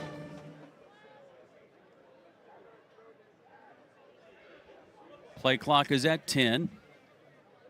Offense checking to the sideline. 4-receiver package, 1 back. Mons looking to throw, pressure coming, and he goes down hard. Wow. Pressure in there in a hurry, led by Tolliver. Yeah, there was a blitz that time. You saw the safeties cheat up that time, and they just came on that blitz. Wow, everybody was on the line. That came from outside. They cheated over, the safety did, and they came from outside. There was nobody to pick them up there, and he just did not have time. So that's going to back Vero Beach up to the 16-yard line. Or now it's a 2nd down and 14. Again, another pressure, but this time Woods has got the catch, and he's going in for the touchdown. Touchdown, Vero Beach. They ran a solid to the right screen where they have the lineman getting downfield and the blocking by the receivers. Quarterback drops back, rolls to his right just a step, throws a beautiful pass out there, and Woods takes it in. Nobody there to touch him. Great job by the offensive line of getting their guys out there, and the wide receiver on the right side out there, Stinson, who made a great block. This is a drive that started from the Vero Beach 34 and capped off with a 16-yard reception by Trey Woods. Swanson now will tack on the extra point, and it's a 7-0 lead here in the first quarter. Hi, JW here from Barker Air Conditioning and Heating, serving the Indian River County area since 1959 and supporting fighting Indian sports for decades. We're known for being HVAC specialists for installation and service. Local, licensed, and insured, Barker is a trained comfort specialist that services all makes and models. BarkerAC.com. The McCall Agency, Inc. owner is a 4th-generation Vero Beach resident and big supporter of the community and the Fighting Indians. The McCall Agency, Inc. is an independent agency and broker whose motto is securing your future one policy at a time. To learn more about personal, commercial, life, or health insurance services, Ron McCall can be reached at 772-473-6856 or McCallagencyinc.com. 11 plays to go, 66 yards. It's a 16-yard reception by Trey Woods. And Vero Beach leading 7-0 on that 6-minute and 5-second long drive. That McCall Insurance Agency scoring drive as we get set to kick off. And this one's going high and into the end zone about 2 yards deep. Are they letting him come in? Whoa, wait a second. That should have been a touchback. And now, Gallie going the other way on a return, and he's not going to be caught. And it'll be a kickoff return of 102 yards by Corbin. Wow, that is, they both touched the ball in the end zone. The ball broke the plane. Right. It broke the plane, and it was not, then they took it and they didn't, he's saying they were on the goal line. It doesn't matter. The ball broke the plane. And when it breaks it, I'm getting excited, I know. But what a bad call there. You can't touch the ball in the end zone. It breaks the plane. Wow, and just like that, Gallie answers the bell, now pending the extra point. Wow, I'd love to see that one again.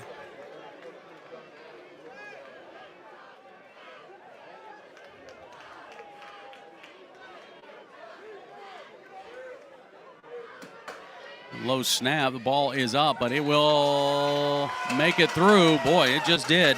And this game is tied. It's 7 here in the first. Cafe 66, located on US 1 just south of 8th Street. At Cafe 66, our breakfast menu is all about variety. From biscuits and gravy to country fried steak and eggs to Nutella stuffed French toast. Our lunch and dinner menus have something for everyone, from barbecue platters to unique burgers. Our hours online at cafe66vero.com. We proudly support the Fighting Indians. Molinari Pools is a proud supporter of Fighting Indians football and Christian FM. A family-owned and operated business, the Molinari family, longtime members of this community. Joel Molinari, a former Fighting Indian, loves serving the Treasure Coast residents from pool cleaning to repairs to pool remodeling. Molinari Pools. Love people, love pools. 772-778-2633 or molinaripools.com. Well, lightning in a bottle here. Kickoff return by O'Gallie ties it up 7. It's going to be a short kick by O'Gallie. Fair caught at the 35. Let's go check in with Doug. Doug, you were there at that angle. Was it across the line? It was across the line. Even the Commanders, both of their teammates, the guys that were back to receive the ball, they were confused. And then the official who was standing right next to him was like, it's a fair ball. And the next thing you know, they took off and our kickoff team just stopped in the middle of the football field. Well, it was a bad call. It was literally a bad call by the officiating crew. I mean, the guy missed it. He just flat missed it. We saw it on instant replay here that two guys touched it or tried to get it in the end zone. Yeah. I mean, their feet were in the red. Yes. It's kind of hard to argue like it crossed the plane. Anyway, Vero Beach will get the ball at their 35. It'll be first down and 10. We're tied at 7. Hillsman going to get a handoff off the right side. Jonathan breaks through a couple of tackles to the 45 to midfield. What a run by Jonathan. That was just good blocking on the right side that time by Champ. And Jonathan Darrell, the young guard, they were able to give him a seam right there, and he was able to turn it up and get the first down. That's a Frank Sawara, Tom Collins insurance first down. 15-yard run by Hillsman. We're at midfield, first and 10.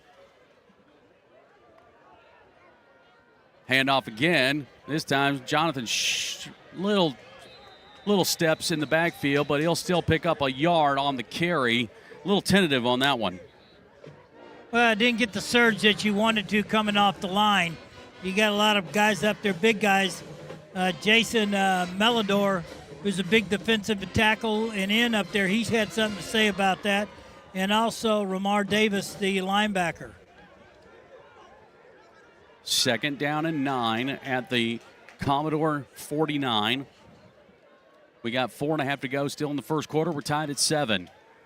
Little pitch to Woods. Woods around the edge, looking for some blocks, trying to turn it back. And he'll pick up maybe 3. They say fumble, but I think they're going to whistle him dead. Or down, I should say, not dead.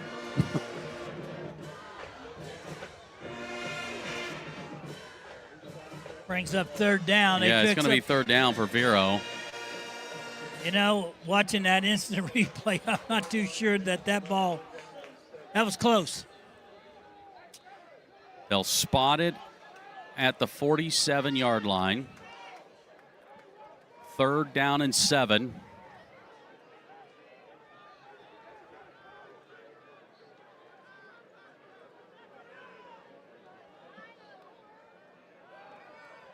Champ looking to throw. He's got a receiver. Melbourne there. Oh, just a little too far for Marcus to bring it in.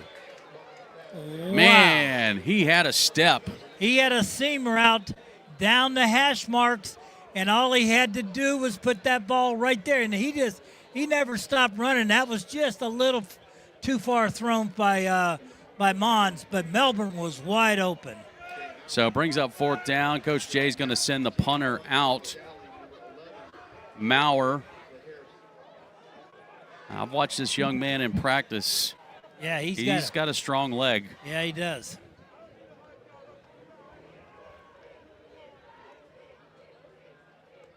Punt is high. It's going to take a bounce to around the 15-yard line.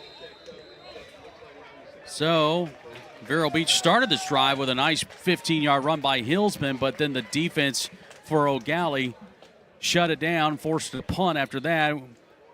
And now it's time for the Gallie offense for the first time on the field. Got a quarterback, Joe Allen, who is just a junior, has his own fame just like ours quarterback does. It's kind of weird, Gary, when you've got 3:31 to go in the first quarter. This is the first time that we will see the offense for Gallie and the defense for Vero Beach. And I'm really wanting to see how this defense adjusts from last week's. So we'll see. 4-receiver, 5-receiver set. Empty backfield for Allen. Going to go screen pass right side. He's got a couple of blocks. That's Larisi. Larisi's got an angle. 40. Midfield. 40. Caught by. And they're going to get a horse collar. Caught at the 30-yard line. And that was Crutchfield that chased him down. Yeah, if he doesn't make that tackle, that's another touchdown on big plays right there. You see why we like him. He is an Oregon commit. Larisi, we talked about his athleticism as an offensive player. He's kind of reminds you of a Travis Hunter type of kid that played for Colorado, that he is that style of an athlete, plays both offense and defense. That time you saw his offensive skill set. How about the speed of our guy? Yeah. How about Crutchfield? Crutchfield ran him down. Chased him down. Now they're going to get him for a horse collar. And that's going to put the Commodores inside the 15 to the 13-yard line.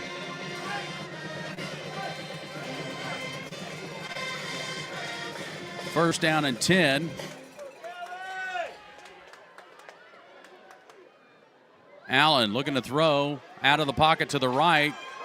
He's going to fling it to the corner of the end zone. It's caught. Did he get his foot in? No. Boy, he had a receiver in the corner. He just about got his toes down. I thought he did. Wow. Well, I love to see this instant replay here because that looked like he may have gotten a foot in on that play. Well, that's all you need in high school. Yeah. Yeah, it looks like it right on the back line there. Yeah. You know, that was close. But, hey, nothing new. They called it. Bring up second down. What I don't understand is how he got open. You know what I mean? You got defender back there. You got to make sure you're near him. Allen's got a 4-receiver set. And how about two guys trying to get an early start there? Well, he ran in motion. He turned upfield. Right. Well, yeah. the slot guy started, and that's why I think he moved because he saw that guy moving. Yeah. So that was because he's not watching the ball. Illegal motion right there. So that'll back him up 5 yards.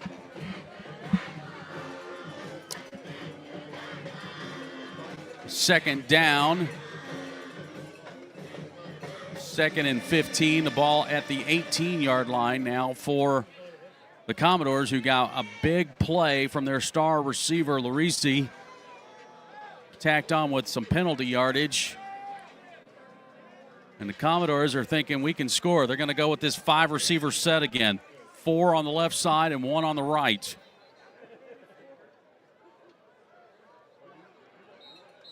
Yeah, whistle going to stop play. He called timeout. Coach Sands decides to take a timeout. 2:53 to go in this first quarter. We're tied at 7. Linus Cadillac Buick GMC of Vero Beach has been a part of the community for over 2 decades and proudly supports our Fighting Indians. It's important to put the best team on the field to ensure a winning season. Linus Cadillac Buick GMC fields a lineup that all fans can agree has championship pedigree. From the 2025 Cadillac Escalades to the new XT5 Luxury Optic Sport 2, late model pre-owned vehicles to 1401 Highway 1, Vero Beach, LinusCadillac.com. Caps Pizza and Pub, a proud sponsor of the Fighting Indians and Christian FM, serving Vero for over 35 years. Caps offers Italian cuisine, including pizza, strombolis, calzones, hot and cold subs, plus wings. A family-owned and operated business, John and his staff are happy to serve. Caps Pizza and Pub, 725 27th Avenue Southwest, Vero Beach, 772-770-2277 or capspizzamenu.com. Well, here we are, folks. We are 2:53 to go in this first quarter. We are tied at 7. Vero Beach with a long drive to start the game and then a kickoff return. And O'Gallie tied it up. O'Gallie with the ball, 2nd and 15. Allen looking to throw, pressure coming. He avoids one tackle. He's got an angle to the end zone and will be stopped a yard shy.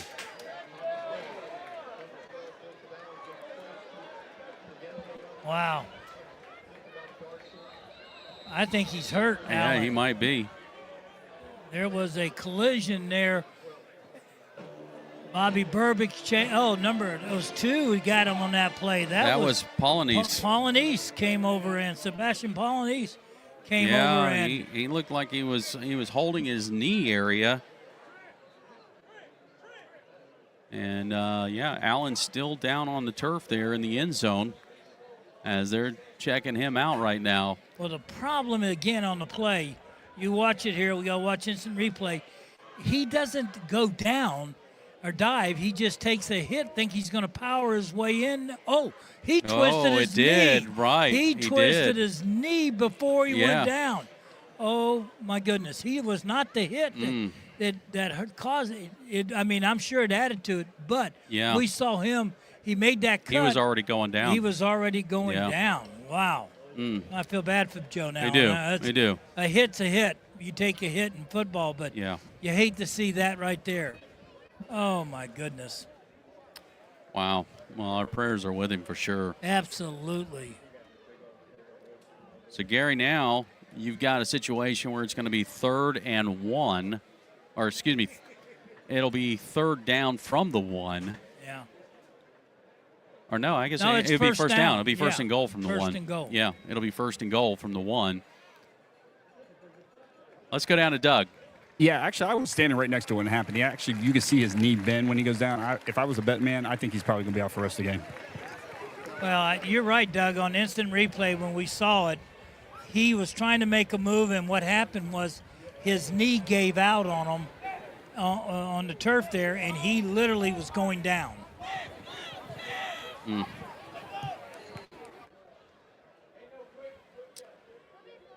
Well, folks, next week, Vero Beach will hit the road, travel to Gainesville to take on Buchholz. That game will actually start at 7:30. They pushed the kickoff time on back a little bit because of the traveling that will take place. So our pregame coverage will begin at 6:30. That's next week.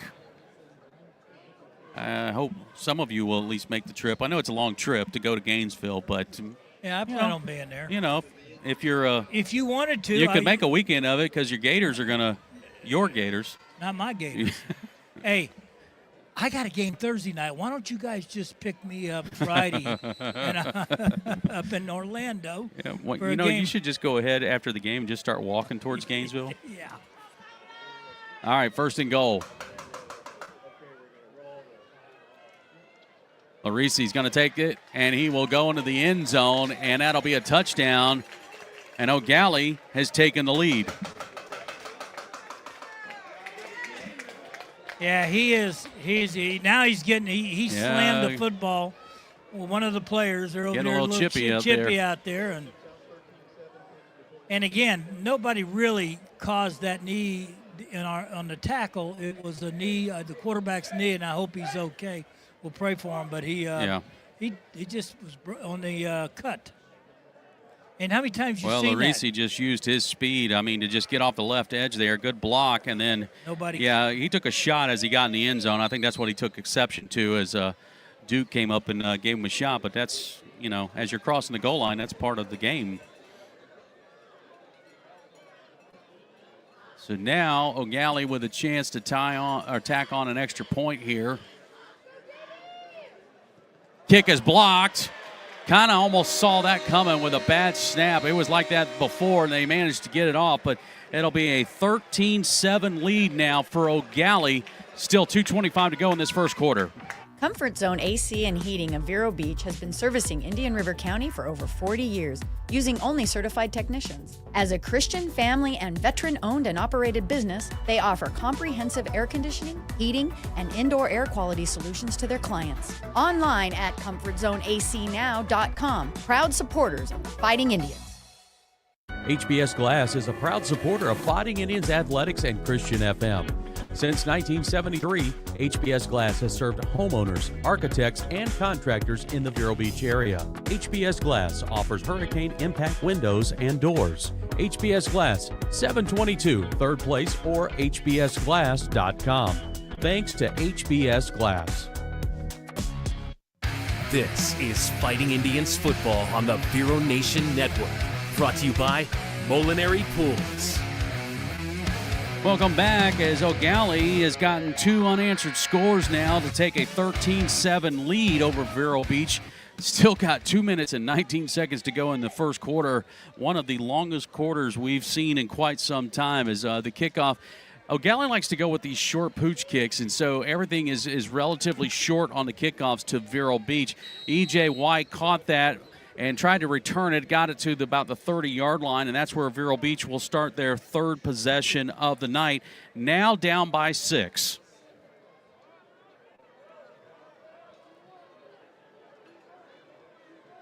Mons, 4 receivers set, 1 back in the backfield. It's Hillsman. Roll out to the right, looking downfield, fires, looking for Melbourne, and Melbourne had a step, and there's a flag because there was a hold.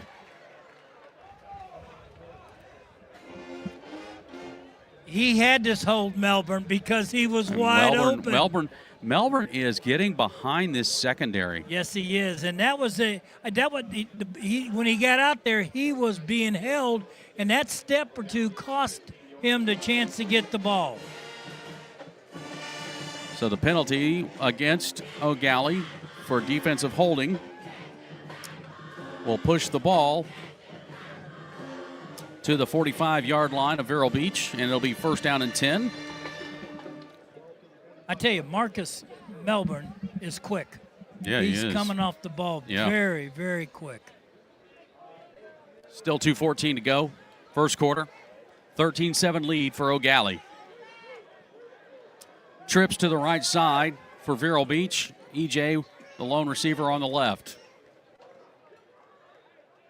Hillsman going to shift over to the right side. Melbourne in motion. Reverses. Play action. Over the middle. Looking for Hillsman. Oh, he had it. Couldn't bring it in. Oh, you got to make a catch like that. Oh, I know he feels bad about that.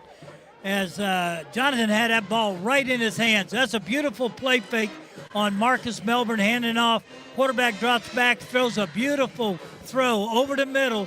Hillsman running a kind of like a seam route, has it in his hands, but he couldn't hang on to it.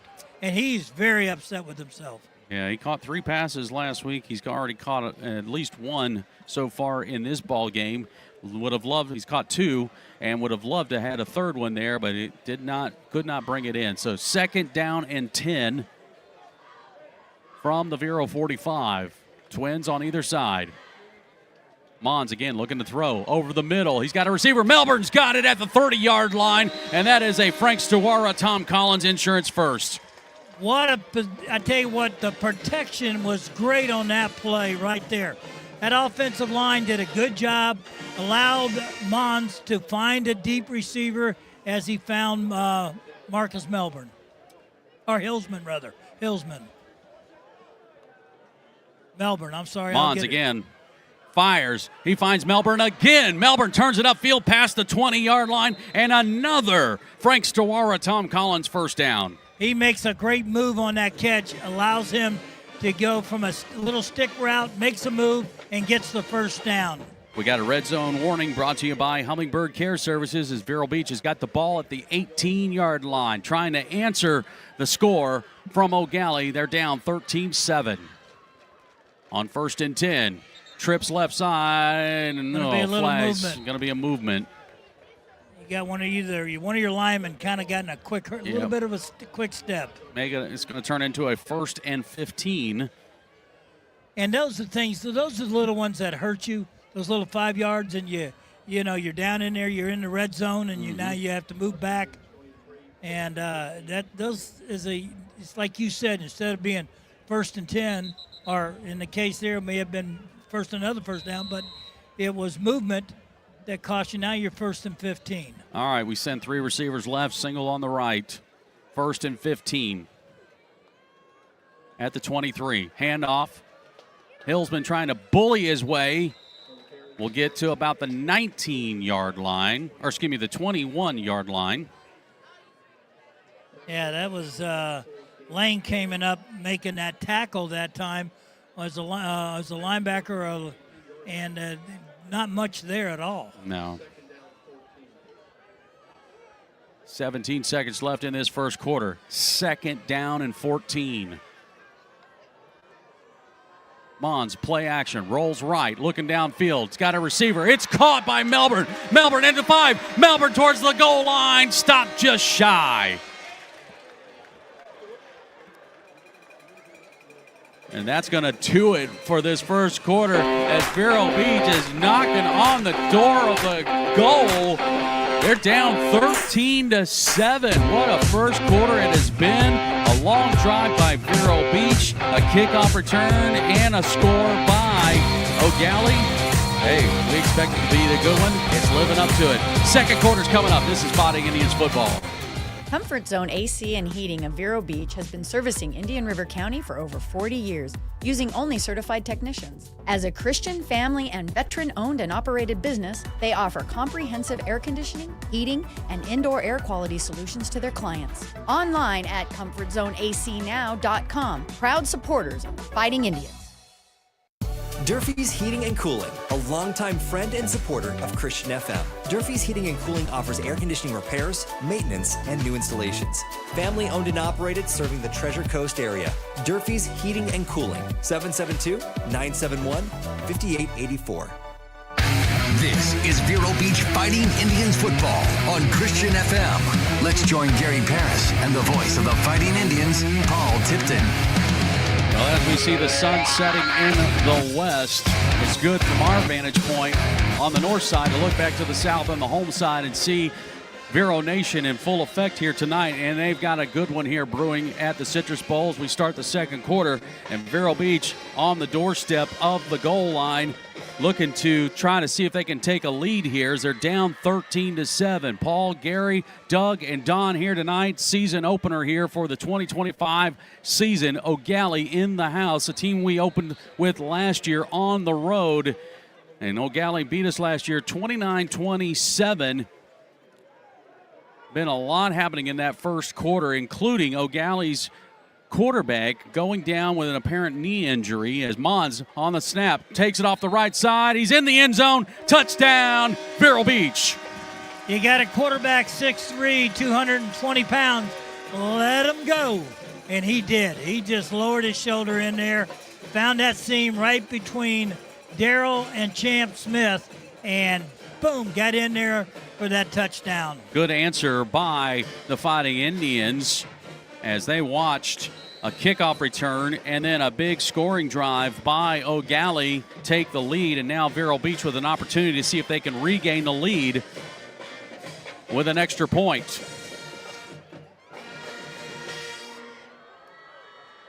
Hold is down, the kick is up, and it is down the pike. And Swanson gives Vero Beach back the lead, 14-13. Cafe 66, located on US 1 just south of 8th Street. At Cafe 66, our breakfast menu is all about variety. From biscuits and gravy to country fried steak and eggs to Nutella stuffed French toast. Our lunch and dinner menus have something for everyone, from barbecue platters to unique burgers. Our hours online at cafe66vero.com. We proudly support the Fighting Indians. Summers in Florida mean hot weather with lots of rain.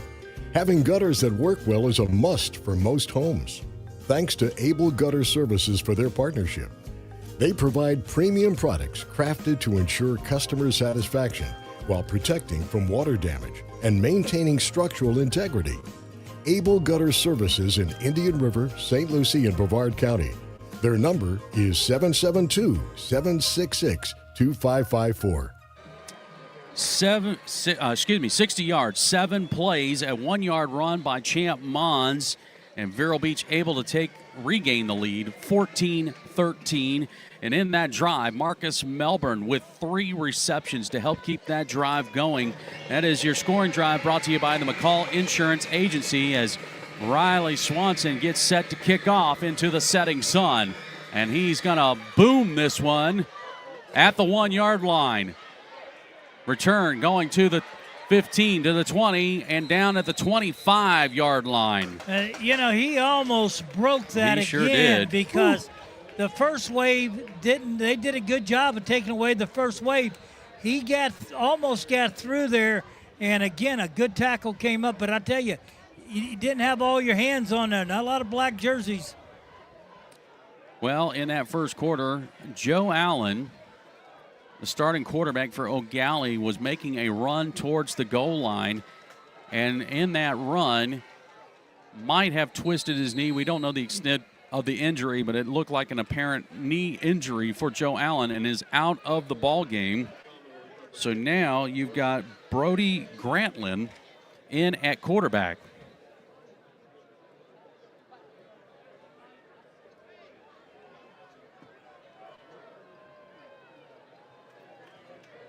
(14-13) lead for Vero Beach. Snap, handoff going off the left side, and Vero Beach defense there. Be a gain about maybe 1 on the play, if that. Duke Phillip came over and made that hit as a linebacker, got his eyes on the ball real well, found it, and come over and made that tackle for no gain. Maybe a little loss. So, Gary, Chris Sands, coach of Gallie, has really got his work cut out for him now as his star quarterback is out of the ball game. He's got a backup quarterback in Brody Grantland. We don't really know much about Brody, but the job is his right now.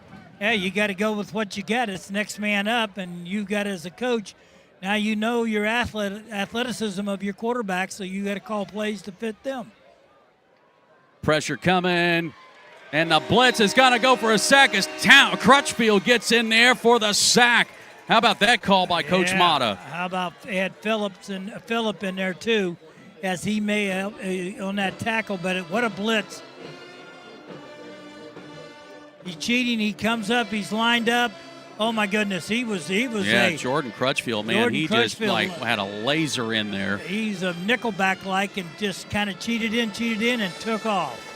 So a loss of 6, so make it 3rd and 16. The ball back to the 21-yard line. 4 receiver set, and Brody Grantland at quarterback. Lefty's going to try to maybe think about throwing it. He had a receiver open, but he couldn't get the ball there as he was forced out of the pocket, and it's 4th down. Yeah, he's not. He looked uncomfortable. He wanted to run, but he knew he couldn't get a first down. He needs to square his shoulders up a little bit, and he just threw that one off balance. He jumped up in the air and tried to throw that one. He had a wide open receiver. Yeah, good thing he couldn't throw yes, it. Wow. Right. Wow. You're right. If that's the well, if that's Allen, he put some air under that. That might have been a touchdown. Yes, it could have been easy. So instead, it's time for a punt. Larisi back there to punt the ball away. He booms this one straight up in the air. It's going to take a big bounce. Flag comes in. Ball still taking several bounces for Gallie as it will stop at the 39 of Vero Beach, and we'll check the flag. Now you got pushing and shoving going on. Got to be careful there. Yeah, I thought 94 for us is doing a good job. I like it. I mean, he was pushing his man down.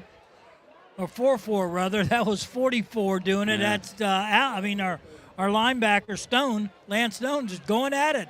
He's doing his job. I don't know what the flag would be. Holding against Vero. Imagine that runner.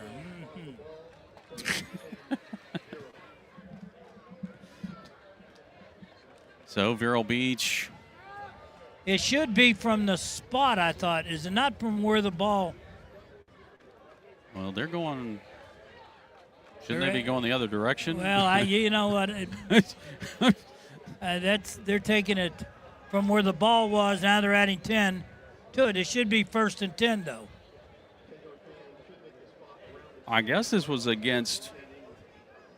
It was against Vero Beach. Yeah, it was against Vero Beach. So it's 1st and 10. Yeah. Just that we lost excellent field position. So back to the 29-yard line. First down and 10. Handoff. Trying to go off the right side is Hillsman. He'll get past the 30 to the 32. They'll pick up 3.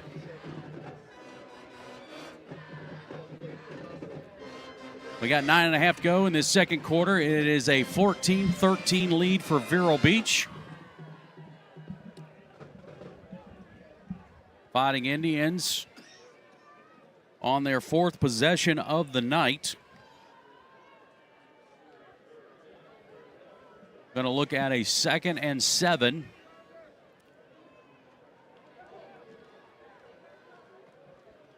Three receiver set. Another handoff. No, play it. Keeper by Mons off the left side. Champ's got some room to the 45, 50. Oh, and he comes up a little gimpy there. Oh, don't like to see that. No. I don't know. I don't know if that was a cramp. Oh, my goodness. Oh, no. He had a bad ankle from the last week's game. That didn't look like ankle. I won't try to speculate, but I got a feeling now we will see E.J. White shift to quarterback here for at least a little bit. Hey, you know what? He just stopped in the middle of his run. Either the ankle or heel or calf. Could have been a cramp. I'm hoping a cramp, if anything, but I don't think so. First down and 10. It's a Frank Stewara, Tom Collins Insurance first down as Vero Beach into Commodore territory at the 48. White going to hand off the right side to Woods, and Woods shifts his way through the coverage and gets to the 31. Wow, nice job blocking. Again, I'm going to compliment the Champ Smith and Jonathan Darrell, who've done a great job blocking on the right side. You had Xavier Stinson over there doing his job of blocking, and Banzaf did his, and that opened the seam right there for the running back to come through. That picks up 16, makes another Frank Stewara, Tom Collins Insurance first down at the 33.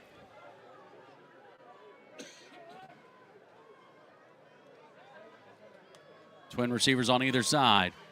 Hillsman got the handoff and ran right into a defender, nowhere to go. Yeah, a little pushback that time on the defensive side.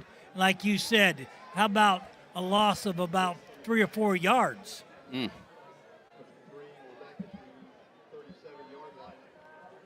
Push back to the 37, a loss of 4 on the play. 2nd and 14.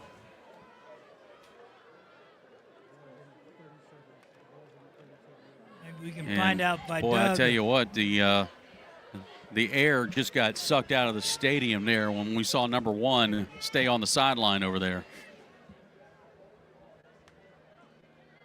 Play action. White looking to throw. He's got a wide open receiver caught by Hillsman this time inside the 20. He had 2 of them open. He had Banzaf, would have been a touchdown. The other one was Hillsman swinging out, and he caught it and he got the first down. But he had a little pressure on him. He just picked one of the 2. Wow. Banzaf got by and blew by it, right on by it. He did. Picks up 19. It's a first down. Ball at the 18. White rolling to his right, looking downfield. Pump fake. Now he's going to try to run it, and he'll run into 3 defenders just past the 20. Not sure if he got back to the line of scrimmage. He's awfully close. Now he's 6'2" or 3", but he weighs about 180. I think they're going to give him it'll be a no gain, so it'll be second down. Where our other quarterback's 6'3", 220 pounds. Trips to the left side for 2nd and 10 at the 18. 6.5 to go in this second quarter. Vero up by 1. Another handoff. Hillsman had a hole off the left side. Jonathan down near the 5. It'll be first and goal. Good handoff. Good job by Romeo Vargas on that side, and Dames, the other guard, and Corbin came up, and then the 3 of them made a great job on that left side. Picks up 11. It's a Frank Stewara, Tom Collins Insurance first down Ball at the 7-yard line. Just inside 6 minutes to go in this second quarter. Vero leading by 1, 14-13, but now looking at 1st and goal at the 7. They're going to send 3 receivers to the left side. Got to hurry up. Keeper, EJ, trying to shift his way, tried to cut back upfield and ran right into a defender at the 5-yard line. That's at 180 pounds compared to 220 on the other. He hasn't been running a lot. He's been playing wide receiver, defensive back, but he gets this series as a quarterback. You got to lower your shoulder a little bit. Yeah, he ran right into Jaquez. And I think EJ might come over to Coach Jay and say, hey, can we throw the ball a little more? Yeah. I'd like to find out what's happened with Armand's guy. Hopefully we'll get to it. 2nd and goal from the 6. Keeper, EJ rolling right, finds his receiver, right, had Banshoff. Not sure he would have scored, but he would have been real close. Yeah, it went right through his hands, but I am like you. He got hit about the same time, so I don't know that he would have scored. 3rd and goal coming up from the 6-yard line. Little shift in personnel. Yeah, Chase Dagbolin is in the ball game. 3 receivers, including Render, over on the left side. White sends Hillsman in motion. Quick pass to the left side. Hillsman to the goal line. Score it! Jonathan Hillsman. Touchdown, Vero Beach. Great job, E.J. White. Excellent job. Great throw. You came in and you've done it exactly what you needed to do. Take your team down and score. Wow, what a good series by the wide receiver, defensive back, and quarterback. 69-yard drive by the Fighting Indians. And Swanson now will come out to try an extra point.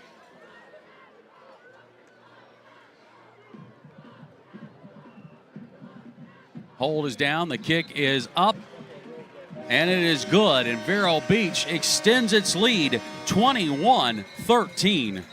Hi, JW here from Barker Air Conditioning and Heating, serving the Indian River County area since 1959 and supporting Fighting Indians sports for decades. We're known for being HVAC specialists for installation and service. Local, licensed, and insured, Barker is a trained comfort specialist that services all makes and models. BarkerAC.com.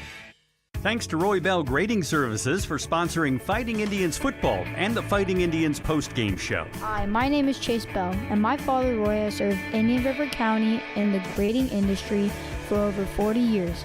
My family and I are proud supporters of Christian FM and the Vero Beach Fighting Indians.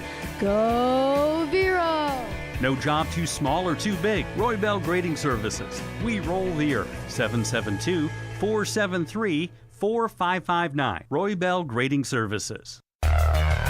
This is Fighting Indians football on the Vero Nation Network. Brought to you by Ohana Water Systems. Back here at the Citrus Bowl at Billy Living's Field, where Vero Beach has now extended its lead 21-13. Maurer is going to kick off this time, and this one will take a bounce into the end zone. So that last drive, 10 plays, 71 yards. Hillsman with a 6-yard reception, and the extra point by Swanson makes it now 21-13. That scoring drive brought to you by the McCall Insurance Agency. Yeah, the report we got on the sideline now is that our quarterback, Mons, is just got his ankle in ice, and they're, trying to get it relaxed a little bit, putting ice on him, and they'll probably make a decision here after halftime. We were 4 minutes 43 seconds away from halftime, so it's that's okay. We'll take that. We were worried about other things. First down and 10 for the Commodores who now find themselves down 21-13. They've lost their starting quarterback. So Grantland takes a high snap, rolling out, pressure coming, and he's going to go down. Wow, what pressure as the defense now has took it up a notch. And that was Davis. Tristan Davis comes flying in there from his right defensive end. And now we're going to take a timeout here with 4:26 to go in the second quarter. Vero leading 21-13. I can't tell if this is a water break or what's going on here. Well, I don't know. They blew the whistle. That was a 10-yard loss on that play, Gary, as Tristan Davis just all in the backfield. Well, the quarterback had nowhere to go. Yeah. And again, he's your backup. But usually he doesn't get all the snaps with the first team. And so he's going to be a little out of tune. And he's going to be, at times he's going to see those guys coming at him. You see those black jerseys, your eyes get as big as a silver dollar. Interesting first half so far. Both teams now without their starting quarterbacks at the moment. Yeah, exactly right. One difference, though, Vero Beach has got E.J. White as a backup quarterback. He's a different caliber athlete than we're seeing right now from Grantland for O'Gallie. That's true, and you're right. It's in a defense is smelling it. Now, what they got? What do? They take a penalty against Vero Beach? They must have. I didn't see the flag. I didn't see the flag either.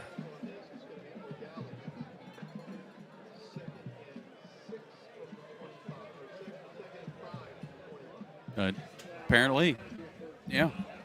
What was the penalty?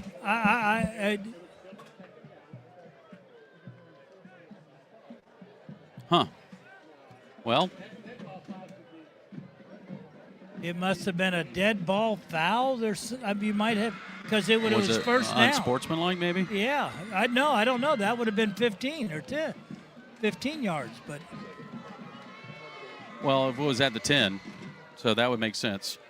Another high snap, handoff, up the gut, past the 35, almost to the 40-yard line. Listen, that's the guy I'd give that Corbin, ball to. Yeah. If I'm he ran the kickoff return. Yeah, I'm ready. If Grantland wants to play quarterback, say, hey, all right, I'm giving that ball to you, guy. You be my man. Okay, we're getting a report that the penalty before was a sideline violation against Vero. But they already had a warning, then it had to be. First down and 10 for O'Gallie at the 38. Another high snap. Larisi has to go play center field.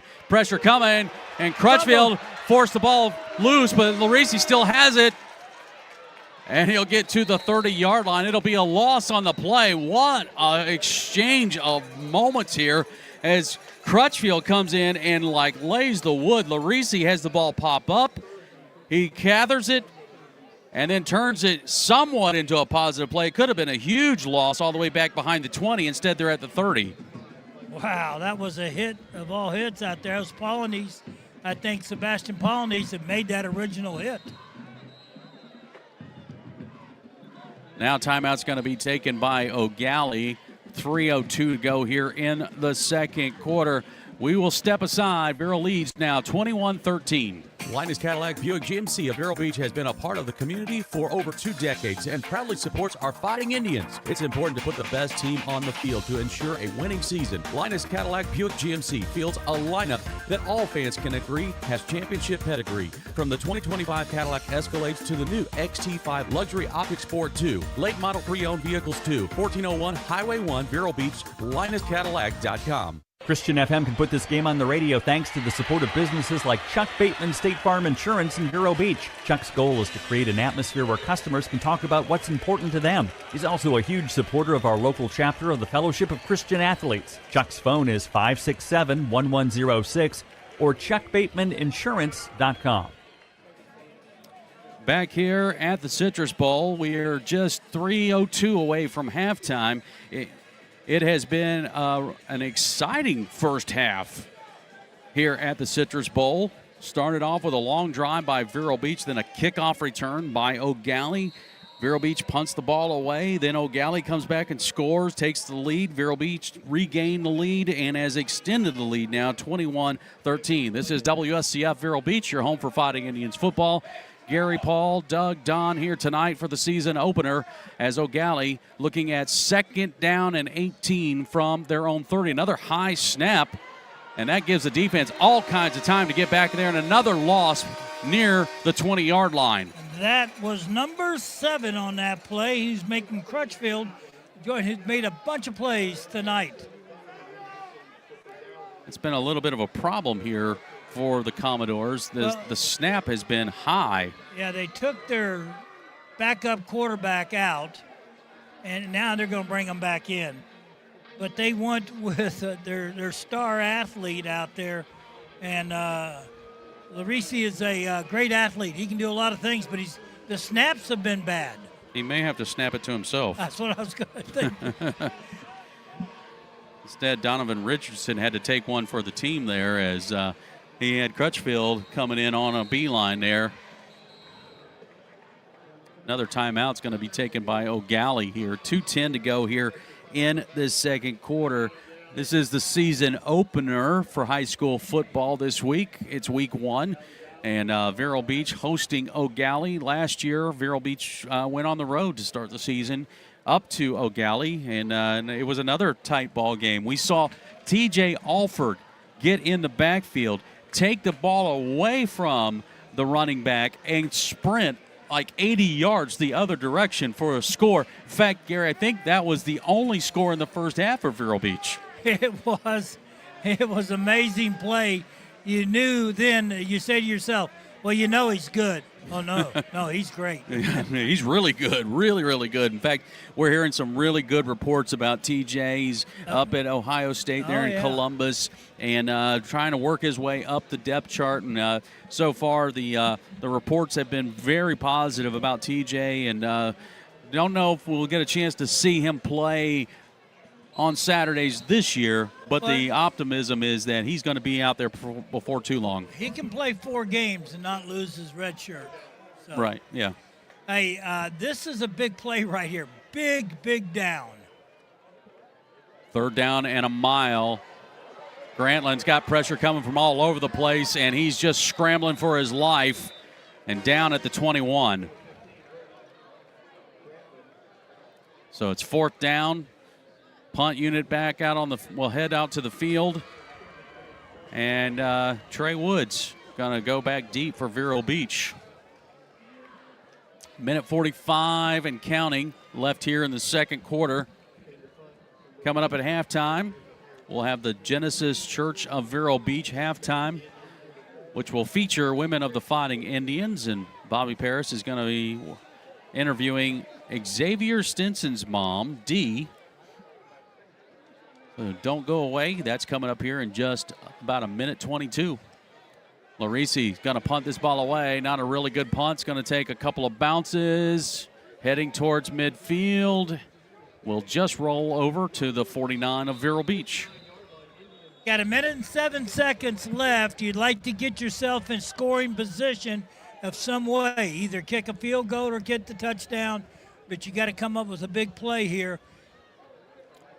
Well, we saw, if you weren't watching earlier, Champ Mons on a run. Came up gimpy as he was heading towards the Vero sideline. He has been on the sideline ever since. E.J. White has moved from receiver to quarterback. Last drive, he led the Indians down the field and threw a pass to Jonathan Hillsman for the score. They'll start at their own 49. Keeper.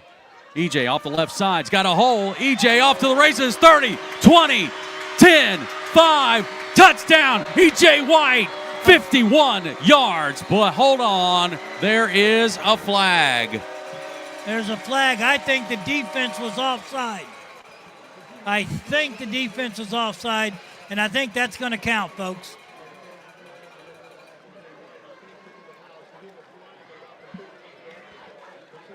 What a run by E.J. White.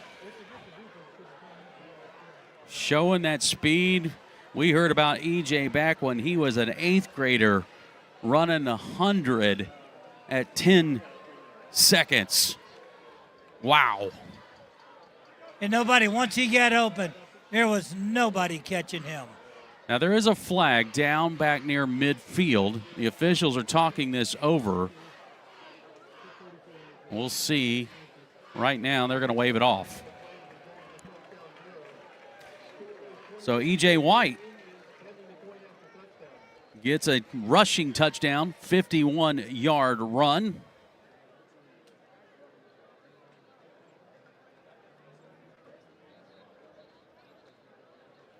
Now, Chris Sands wants to know, why did you wave it off? I'd kind of like to know that, too. Me too. I don't know. All right, he's shaking his head.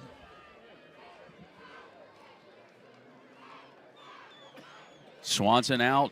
Banzoff sets for the hole, puts it down. The kick is up, and it is good. 28-13. Vero Beach with a commanding lead.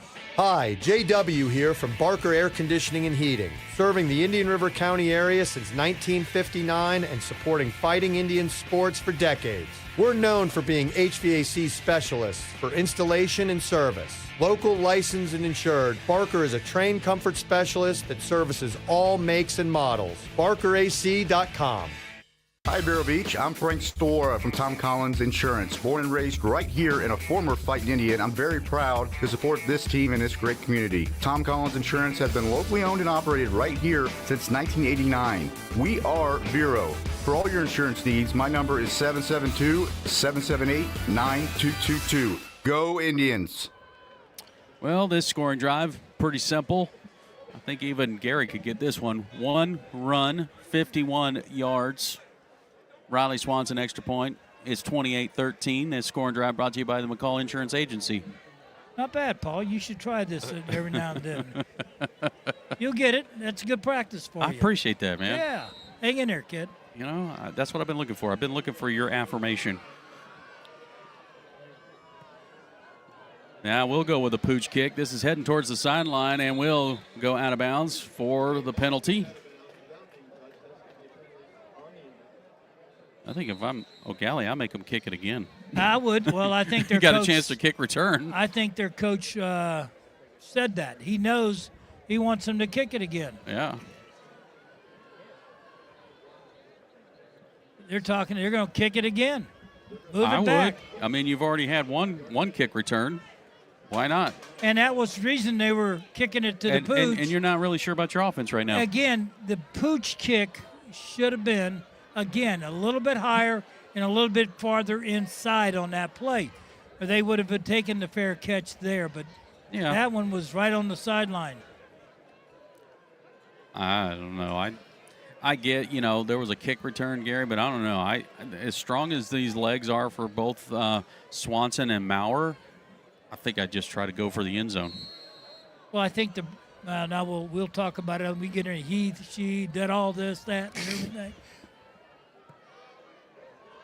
Swanson now is going to be caught at the 20 on the run by Larisi. Larisi trying to get around the right edge. Larisi to the 40-yard line and down around the 43. And that's why you hit that pooch kick up in there, and why would you kick it to him on number 11? Well, you know what? Maybe this week I'll interview. Well, no, the reason Swanson I asked that is that you would, to me, I would find number 11 out there. I'd kick the ball, dribble it down there somewhere to anybody else but him. Maybe go squib kick. Yeah, anybody but letting 11 get a hold of it.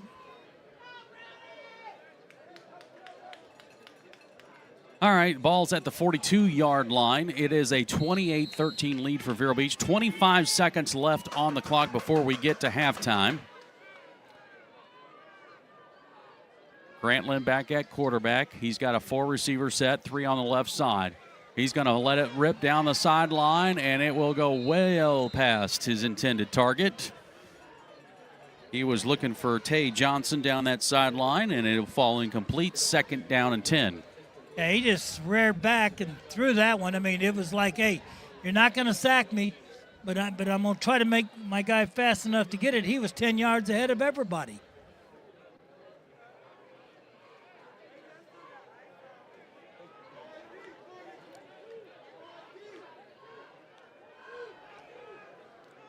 Second down and 10. Play clock is at 13. Going to go for a screen pass left side. That is Corbin. Corbin shakes off one tackle, but there's good pursuit by the black shirts. It'll be a pickup of about 6 to 7. That was you would have thought that it might have been horse collar, but it wasn't. I agree. It was his jersey. He had the backside of his jersey. Well, and now you got another Gallie player that's down now. And that might have been Corbin.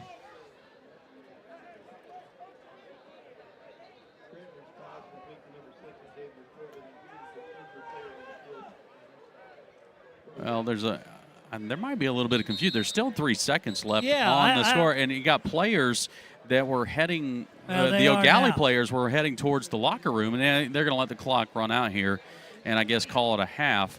But we do have an injured player still down on the turf, and I hope he's going to be okay. It's a Gallie player. Yeah. But I'm pretty sure it's Corbin, Xavier Corbin, who had caught the pass, the screen pass. Yeah.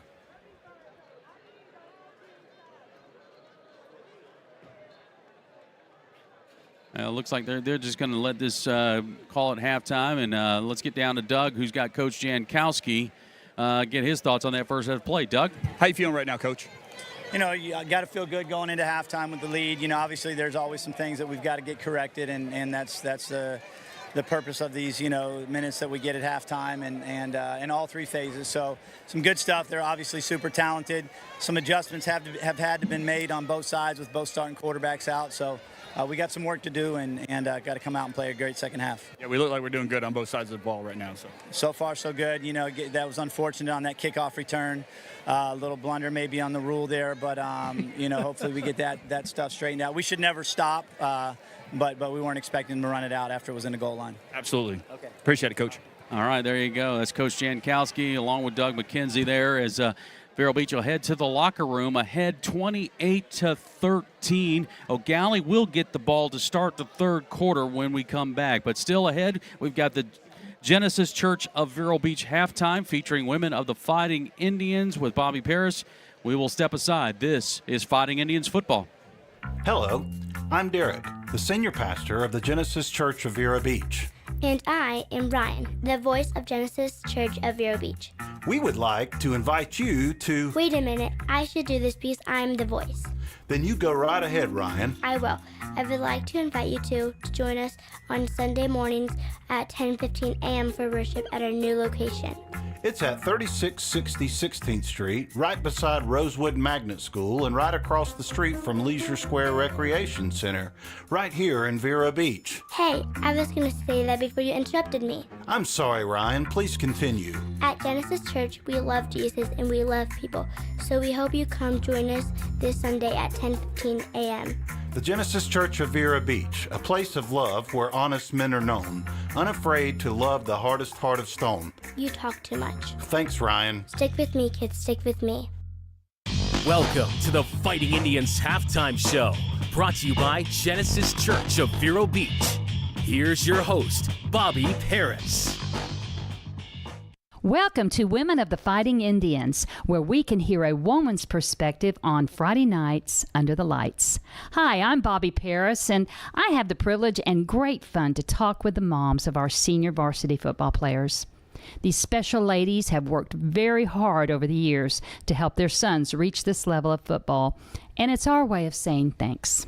So my guest this evening is the beautiful Dee Stinson. She looks like she could be in high school with her kids. Dee is the mom to number 10, Xavier Stinson. Xavier is a senior wide receiver for our Fighting Indians.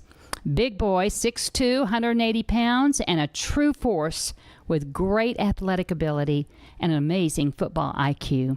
A few interesting stats about Xavier. Last year, As a junior, he was our leading wide receiver with 43 catches for around 740 yards, and he had 7 TDs. Quite impressive. We also know that he is already being recruited and has made a verbal commitment to UCLA.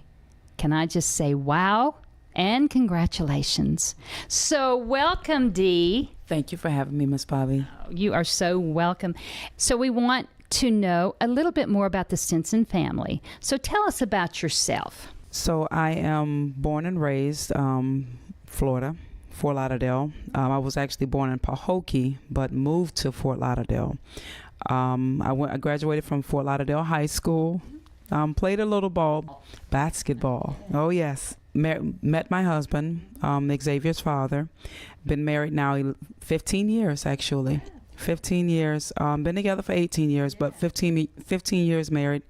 We have 6 children. Aaron being the oldest, 21, 19 is Aquinas, Xavier 17, Tatiana 14, Keyshawn is 12, and Venus the third is 11. Aquinas played basketball in high school for Fort Pierce Central. Tatiana is more so for track, and Keyshawn and Venus they play football for TC Patriots. So I'm a store manager at Dollar Tree. I've been in Dollar Tree now going into 7 years. Started out in Hollywood and moved up here to Port St. Lucie to continue on in Dollar Tree. You are one busy lady, and with all those children, you are making some big pots of food. Oh, yes. I can imagine. Oh, yes. So, do you have any other family members living in the area? I have my brother that is up in Port St. Lucie with us, but just in the area, it's just us. Okay. All righty. That's enough. Okay. Any other interest that you have? Every weekend, we still travel back to Fort Lauderdale for church. Oh. Every Sunday, we're in Metro Life Chapel, which is also the church where Xavier was pretty much raised in from the time he started cutting his pegs. That's great. You know what? I love to hear that. Good foundation. And boy, it must be a good church for you to travel all the way back to Fort Lauderdale. Oh, yeah. So, Dee, were you raised around sports? I heard you say a little bit. And did you or your husband participate in sports? So, yes, I played basketball. Since I was able to start dribbling, I had a love for the game. So I ended up playing in high school. I played middle school also, and some college, but started having children, and we moved past that part. And Chucky, he played football for high school. He went off to college in North Carolina. That's pretty much it. Well, he's got some good athletic genes, I could say. You know, you're tall. I can see that you enjoyed basketball. I think that's awesome. I did too. Lived in Kentucky when I was younger. That was the sport. Oh, my goodness. Oh, yeah. So you are, like I said, an extremely busy lady. You are a full-time job, a wife, a mom. What is your secret for keeping the Stinson household organized? Our structure, we depend on prayer. We do come together to make sure that we are all on one accord. And then we do take that time to make sure that we each know what we have going on so that we can work together to get through, what needs to be done. So that's our structure. Cell phones, sticky notes, calendars. And I don't know what we did without cell phones back in the day, but, we just kind of boggled around, I guess. Anyway, Women of Fighting Indians football will continue right after this. Hello, I'm Derek, the senior pastor of the Genesis Church of Vero Beach. And I am Ryan, the voice of Genesis Church of Vero Beach. We would like to invite you to... Wait a minute, I should do this because I'm the voice. Then you go right ahead, Ryan. I will. I would like to invite you to join us on Sunday mornings at 10:15 a.m. for worship at our new location. It's at 3660 16th Street, right beside Rosewood Magnet School and right across the street from Leisure Square Recreation Center, right here in Vero Beach. Hey, I was going to say that before you interrupted me. I'm sorry, Ryan. Please continue. At Genesis Church, we love Jesus and we love people, so we hope you come join us this Sunday at 10:15 a.m. The Genesis Church of Vero Beach, a place of love where honest men are known, unafraid to love the hardest heart of stone. You talk too much. Thanks, Ryan. Stick with me, kids. Stick with me. Christian FM thanks SOS Pest Services, who know that Florida's warm climate means pests of all types, disrupting our comfort and lifestyle. When it's time to sound the alarm, SOS will send their technicians to promptly deal with the problem, so no more worries about unwanted guests. SOS Pest has a range of services tailored to meet individual needs, serving Orchid, Indian River Shores, North Hutchinson Island, and surrounding areas. Owned and managed by lifetime local pros. Online at sospestservices.com or 772-296-2966. The Fighting Indians halftime show is brought to you by Genesis Church of Vero Beach. Once again, Bobby Paris. So my guest this evening is the beautiful Dee Stinson. Dee is the mom to number 10, Xavier Stinson. Do you require chores from the kids? Because you got a lot, and there's a lot going on. Absolutely. Absolutely.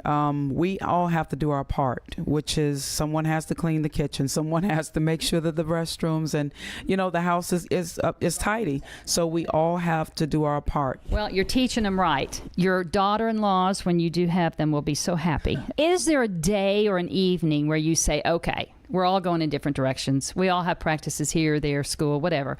Is there a day that you say, that's enough? We need to just stay home. This is family day. There is. We do take time to come together because at the ages that they're at now, it's hard to get them, from being so distracted with their own personal activities. So we do come together, try to do it on like a Saturday, because a Saturday is like a free day where we go to eat. We may do a barbecue around the house, or there's something for us to come together, and we do game day too. Awesome. Well, we love it. It's so competitive. Oh, I bet. I think that's awesome. Raising a family today in our crazy world can be a challenge at best.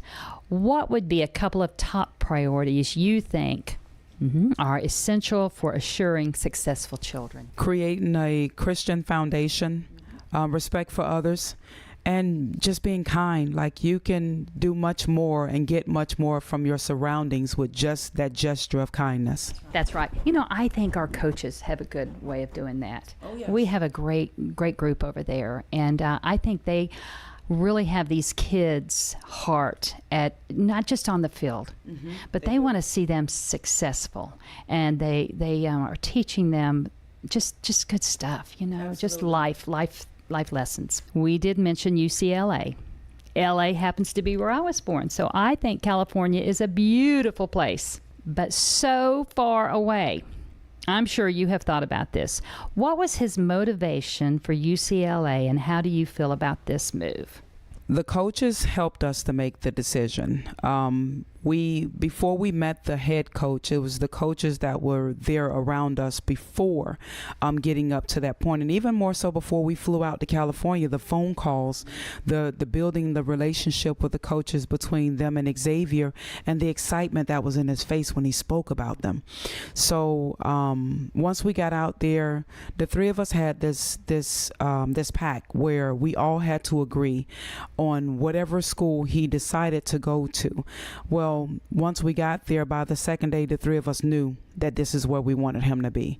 And then once we met Coach Frost, it was just icing on the cake then. And to know he's going to be okay. It's far away, but you know what? Save your money, and you can fly out there. Right. So anyway, it's a beautiful place to be, and I think that's exciting. So now let me ask you, if you could give one piece of advice to the mom of a high school athlete, what would that be? Stay tough. Just keep them grounded. Stay tough. Don't give up. Once it seems like, they're going up the ladder, their personalities tend to go up the ladder along with them. But just remain mommy. The same thing I like to tell Xavier. Regardless as to where we are, no matter what you do, I'm always going to be mommy. So I don't have to filter or hide what it is that's true to say to you, as long as I know that I'm keeping you up, lifting you up, and keeping you grounded at the same time. That is great advice. Keep them grounded, but let them know that they can come to you and know where they're from. Now, Dee, in a magical world, you get to pick a day, a D day, just for you. What would that look like? One word: peace. Okay. I love water. Give me a book where I can just take notes. and just water free. Don't call me, I'll call you. Oh, yes, absolutely. That's peace and quiet. Yes. Is there anyone that you would like to give a special shout out to? Yes, my husband. I have to go home to this guy, so I'm going to shout him out. Chucky, baby, I love you. My mother, and to our loved ones that are around, just want to say thank you for being a part of this journey with Xavier and with the family, not just with Xavier, but, it takes a village to raise children. So we are grateful for those that are around us. It has been a pleasure to talk with you and learn just a little bit about the Stinson family. We are certainly going to be following number 10 and all of his endeavors this year, and I know you all will be in the same stands, loud and proud, as we watch our Indians have an amazing season. So with that, we end this by saying, Go Fighting Indians! Hello, I'm Derek, the senior pastor of the Genesis Church of Vero Beach. And I am Ryan, the voice of Genesis Church of Vero Beach. We would like to invite you to... Wait a minute, I should do this because I'm the voice. Then you go right ahead, Ryan. I will. I would like to invite you to join us on Sunday mornings at 10:15 a.m. for worship at our new location. It's at 3660 16th Street, right beside Rosewood Magnet School and right across the street from Leisure Square Recreation Center, right here in Vero Beach. Hey, I was going to say that before you interrupted me. I'm sorry, Ryan. Please continue. At Genesis Church, we love Jesus and we love people, so we hope you come join us this Sunday at 10:15 a.m. The Genesis Church of Vero Beach, a place of love where honest men are known, unafraid to love the hardest heart of stone. You talk too much. Thanks, Ryan. Stick with me, kids. Stick with me. Linus Cadillac Buick GMC of Vero Beach has been a part of the community for over 2 decades and proudly supports our Fighting Indians. It's important to put the best team on the field to ensure a winning season. Linus Cadillac Buick GMC fields a lineup that all fans can agree has championship pedigree. From the 2025 Cadillac Escalades to the new XT5 Luxury Optic Sport 2, late model pre-owned vehicles too. 1401 Highway 1, Vero Beach, LinusCadillac.com. A septic system is only as good as the installation and maintenance. Reliable Septic is the name known along the coast for being the professionals who install and service these systems for both residential and commercial uses. They'll determine the on-site needs and design considerations for a complete wastewater treatment system. Thanks to Reliable Septic Service. 772-562-4242. The safety of young athletes is priority one. The professionals at Vero Elite Rehab and Orthopedic Surgery are the official physicians for Fighting Indian sports. We thank them for helping make this broadcast possible. They offer care in orthopedics, physical medicine, and rehabilitation. More at VeroEliteOrtho.com. The Fighting Indians halftime show is brought to you by Genesis Church of Vero Beach. Let's join Gary Paris and the voice of the Fighting Indians, Paul Tipton. Well, hey, Vero Nation, thanks for returning back here to the Citrus Bowl as we will get set for the second half of action here in just a moment. Right now, Vero Beach is leading 28-13 over Gallie, and we'll take a quick look at your Durfee's Heating and Cooling first half stats.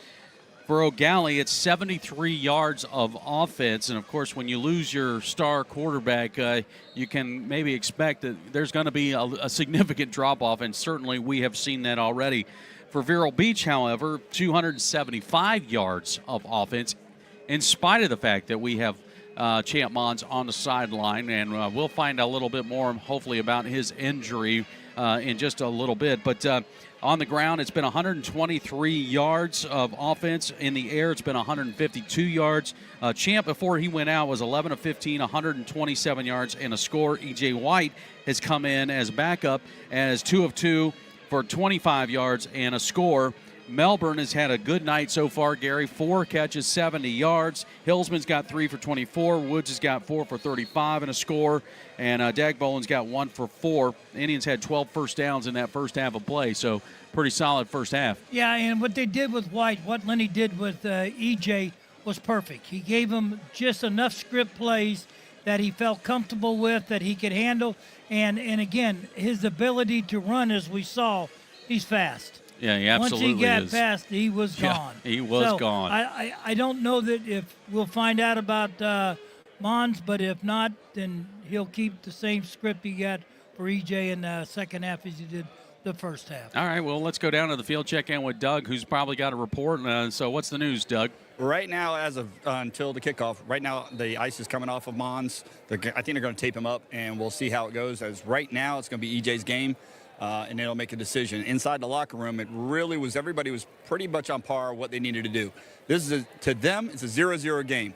They're not starting this. Right now, it's 28-13. They were starting this game as the second half is 0-0. Well, they should, because we learned a valuable lesson last week, Gary, when Miami Norland came back and kind of punched us in the mouth in that third quarter and really made a ball game out of it. We ended up finishing with a tie. Yeah, you got to play the game the way it is and what's presented in front of you. They get the ball to start the third quarter. This is like you heard Lenny tell us, that 4 minutes of the end of the first half and that first 4 minutes of the second half sometimes can be very important part of your ball game. So our defense has got to show that they're ready to play here in this first 4 minutes. Yeah, I totally agree. All right, we'll take a quick break. When we come back, we'll get the start of the second half between Gallie and Vero Beach. Indians leading right now over the Commodores 28-13. Cafe 66, located on US 1 just south of 8th Street. At Cafe 66, our breakfast menu is all about variety. From biscuits and gravy to country fried steak and eggs to Nutella stuffed French toast. Our lunch and dinner menus have something for everyone, from barbecue platters to unique burgers. Our hours online at cafe66vero.com. We proudly support the Fighting Indians. The Fighting Indians rely on teamwork, and so does Christian FM. One of those teammates is Scott Sporting Goods. Scott Sporting Goods features an array of sporting equipment, including clothes and shoes. They are also the ones that fit our Fighting Indians broadcast team with the Fighting Indians apparel. Located in downtown Vero Beach, 1407 20th Street. Their phone number is 778-0661. Thanks to Scott Sporting Goods. Mazzarella's Auto Sales is part of a local business family and their Christian FM supporters. I'm sales manager Mike Mazzarella, and we always strive to offer late model cars and trucks that undergo inspection and service by our high-tech mechanics. We have Jeeps, Rams, Toyotas, Hondas, commercial vehicles, and luxury vehicles. On site, we have our Spanish-speaking sales and financial advisor Diego Sainz. We also offer our virtual showroom online at mazautosales.com. I'm Chris, Mike's brother. Our family has been serving our community since 1999. Now on the corner, 4th Street in Old Dixie. The Fighting Indians halftime show is brought to you by Genesis Church of Vero Beach. Let's join Gary Paris and the voice of the Fighting Indians, Paul Tipton. We're about set to get the second half underway here at the Citrus Bowl. Paul, Gary, Doug, and Don here tonight for the season opener, and Vero Beach with a 28-13 lead. Last week, we saw Vero Beach go to the locker room with a lead, and then Miami Norland come back and take the lead, and then eventually we finished up with a tie. So, as we heard from Doug talking or listening in on the coach's speech from halftime, it's, hey, guys, let's remember what happened last week. We got to treat this like 0-0 and come out with our hair on fire, and we'll see if the boys listen, as the defense will be taking the field here first in just a moment. Yeah, it's a beautiful night to play football here. It's a lot of rain today coming across the state. About 4 o'clock, it cleared up. A beautiful night tonight. They got these little bugs, though, flying around all over the place. But other than that, it's a great night to play football. Next week, Vero Beach will hit the road. We're traveling to Gainesville to take on Buchholz. That game will kick off at 7:30. Our coverage will begin at 6:30 with Countdown to Kickoff presented by Cap's Pizza. As Vero Beach has a tough stretch here to begin the season. Tonight, Gallie, Buchholz next week, and then the third week, come back home to play 2A defending state champ Cocoa. That is as tough a schedule you can start off with as you could ever have, these 3 games. Vero Beach won the toss at the beginning. They elected to receive, so they will kick off to start this third quarter. And Mauer's going to boom this one to the 5. To the 10 is the return, to the 20. Trying to get to the edge, 25, and finally out of bounds near the 30-yard line. I tell you what, that's just some bad tackling right there by Vero Beach on that play. You can't allow a guy, you can't try to knock him down with your shoulder and think he's going to fall down. we just didn't wrap up and didn't do a good job, and they got the ball out to the 32-yard line. Actually, 34, excuse me. Joe Allen, the starting quarterback for Gallie, went out of the ball game with what we're hearing now is potentially a dislocated knee. And so that has totally changed the dynamic of the offense for the Commodores as Brody Grantland has tried to come in. They've tried a couple of different athletes at the quarterback position. Again, they're going to go with another player, and a flag's going to come in. I believe this is going to be against the offense. Yeah, might have been movement. But Larisi lined up that time at quarterback. We'll check the penalty. Most likely this is against Gallie, and they'll move this ball back and redo first down. 28-13 the score here as we just get started in this third quarter. That's one of those penalties you just, a little bit of movement, whistle should have blown because it was on offense. And unless he was in motion, then he turned up. That may have been the only thing he would have kept it going. All right, so there Coach Sands looking to go towards a wildcat look with Larisi at quarterback. He's trying to find a hole. He cannot find it as he's barely able to get to the 30-yard line as the defense, they're not as worried now about the passing game. They're stacking up for the run, Gary. And it's a good time to fake one, too. But they're hoping to find a seam. They think he's the best athlete on the field. He may be the best athlete on the field. They're number 11 there. So Larisi will continue to line up here at quarterback. 3 backs in the backfield. He's looking for some blocks. Now this time it's Corbin that gets the call. He was injured right before halftime, so good to see him back out on the field. But again, the Vero Beach defense knows pretty much what's coming right now, or at least they know what to expect, they think. Yeah, again, Larisi that time was not he was a direct snap to the who was that? Corbin. Yeah, I'm sorry. So you got Xavier Larisi and Xavier Corbin. Yeah, that's what I was. So now you're looking at 3rd down and 15. Larisi this time gets the call. Lost the ball. Looked like a black shirt got on top of it. Did we get it? And we did. Yes. Got recovered by number 3, Jamarian Hillsman. Jonathan's baby brother. There you go. He was mama to she'll be proud. We saw her. We met her at the at Caps last Tuesday, and when her son was there as the athlete of the week for our player of the game. So turnover, and Vero Beach offense will head back out to the field. EJ White, will line up at quarterback. As we heard from Doug McKenzie that right now they're going to keep Champ Mons on the sideline with the ankle injury.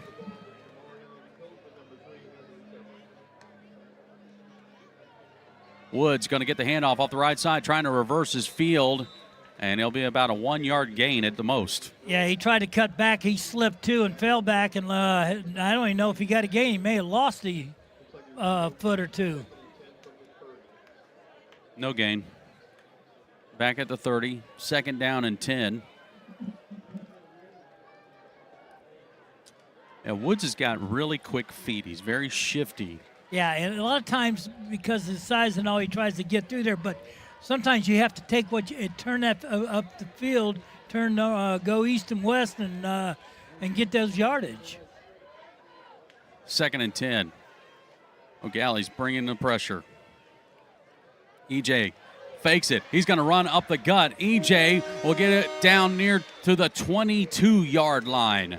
He's going to come up 2 yards or 3 yards short, I believe, wherever they mark it. This will be 2-down territory here. Yeah, Vero Beach up 28-13. Most likely, as Gary said, this will be 2 down. See if we can get a first down on 2 downs if needed. stealing that possession, but turnover was very important for us. White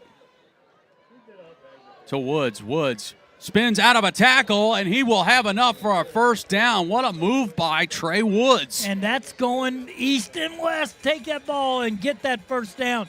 He turned, he made a cut, and then lowered his shoulder and got the first down. Well, we are in the red zone now, and that is a Hummingbird Care Services red zone alert. Woods gets the first down off the 6-yard run.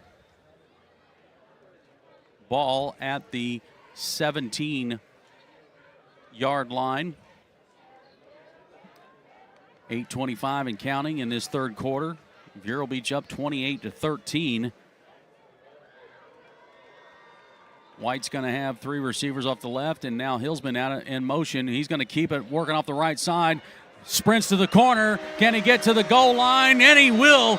E.J. White turns on the Jets and scores it. Touchdown, Vero Beach. Absolutely. As he turned the corner, nobody going to catch him.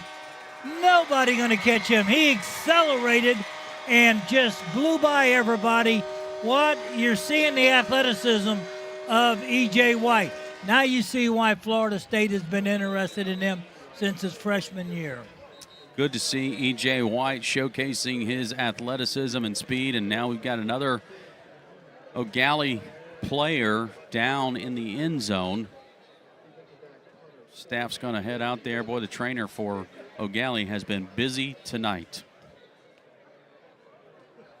Unfortunately, yes, he has. And again, you lose your top player, your quarterback, and that hurts. That hurts. They have not been able to recover from that. And getting word that Larisi is the one that's down, and the way he's walking there, boy, hate to see that. Oh, he just fell to the ground. Hate to see that. Me too. I really was looking forward to seeing this young man play, and Joe Allen, see how against us. Yeah, of course. I mean, you want to. If you're going to beat a team, you want to beat the team with all of their full arsenal of players. Swanson. Oh, there was just a. I don't know if it was a bad snap or the hold just got out of Bansoff's hands, but it just. Anyway, the extra point is blocked. It's a 34-13 lead for Vero. Comfort Zone AC and Heating of Vero Beach has been servicing Indian River County for over 40 years, using only certified technicians. As a Christian, family, and veteran-owned and operated business, they offer comprehensive air conditioning, heating, and indoor air quality solutions to their clients. Online at ComfortZoneACNow.com. Proud supporters of the Fighting Indians. Gino's Nutrition Shop carries a wide selection of safe supplements for athletes no matter their age, especially regular gym goers. I'm Gino, and we love supporting the Fighting Indians. Our supplements work for muscle recovery, hydration, focus, immunity health, along with grab-and-go meals. At Gino's Nutrition Shop in Miracle Mile, our customers are family. Hello. Well, hello. It is 30 yards, 4 plays, and a 17-yard by E.J. White. Now 34-13. That is your McCall Insurance Agency scoring drive. Is better pooch kick by Swanson there. Fair caught around the 24-yard line by Gallie. And the report from the field, Gary, is that Larisi might just be dealing with some cramps. Well, let's hope that. He's such a great athlete. Again, we talked about him going. He's committed to Oregon. Yeah. I mean, that's a Big Ten school. That's a quality school. Tell you one thing. If you're going to play at Oregon, you better stay hydrated because they like to run a lot. All right, defense for Vero on the field. Offense for Gallie has been trying to find its identity ever since Joe Allen went down with the injury. On first down, it's going to be a run play. They ran right up the middle. Right up the middle. Yeah, good job. Picked up about 6-7 yards.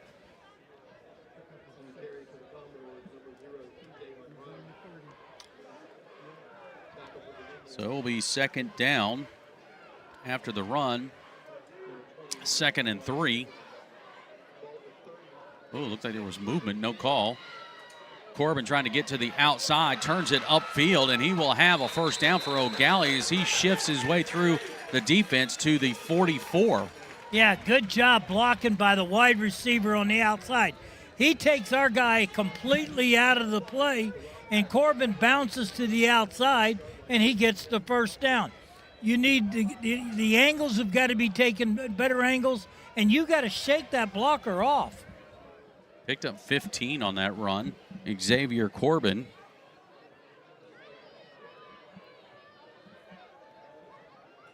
From the 45, Corbin again. He's going to try to run it up the gut, and he'll get another 5 yards as he gets to midfield. This is kind of like a little bit of what Treasure Coast will do. Yeah. Line up, take a direct snap back, and take off and run. Find a seam, find a hole. Got people blocking up front for you. Try to get 4 or 5 yards. 2nd and 5 at midfield. Corbin again, right side, and he just plows his way to the 45-yard line, and that'll be enough for a first down for the Commodores. Take a water break. Yep, water break at 6:35 here in the third quarter. Vero leads 34-13. Comfort Zone AC and Heating of Vero Beach has been servicing Indian River County for over 40 years, using only certified technicians. As a Christian, family, and veteran-owned and operated business, they offer comprehensive air conditioning, heating, and indoor air quality solutions to their clients. Online at ComfortZoneACNow.com. Proud supporters of the Fighting Indians. The nonprofit Mental Health Association in Indian River County offers free walk-in screenings. No appointment is needed. Check out their other services at mhairc.org or walk in at 820 37th Place, Vero Beach, because it's okay to get help. This is Fighting Indians football on the Vero Nation Network. Brought to you by Linus Cadillac Buick GMC. Billy Living's Field at the Citrus Bowl. It is the 2025 season opener. Vero Beach hosting Gallie. We are halfway through the third quarter. Paul Tipton, Gary Paris, Doug McKenzie, and Don Dexter here tonight. Thanks for joining us. First down and 10.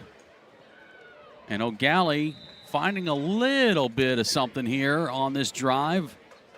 It's mainly been Xavier Corbin, but that time it was Monroe with the carry. But, Gary, they've kind of gone to not quite total a single wing offense, but it's close. It's close. They snap it back there. That time Malachi Reed, a defensive end, came across and made that tackle that time. But, again, the whole purpose is let them pick a hole. Snap it back. You got 3 line backs in the back with the quarterback. Monroe trying to get to the edge. And Vero's defense strings it out well. Yeah, again, Paulinese was the first contact out there. He's got to learn how to wrap up.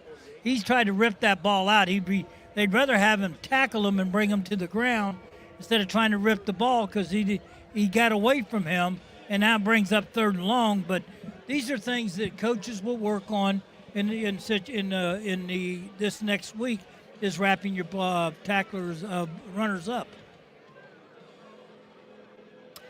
Coming up, 5 minutes remaining, third quarter, and the Commodores looking at a 3rd down and 8 at the Vero 43.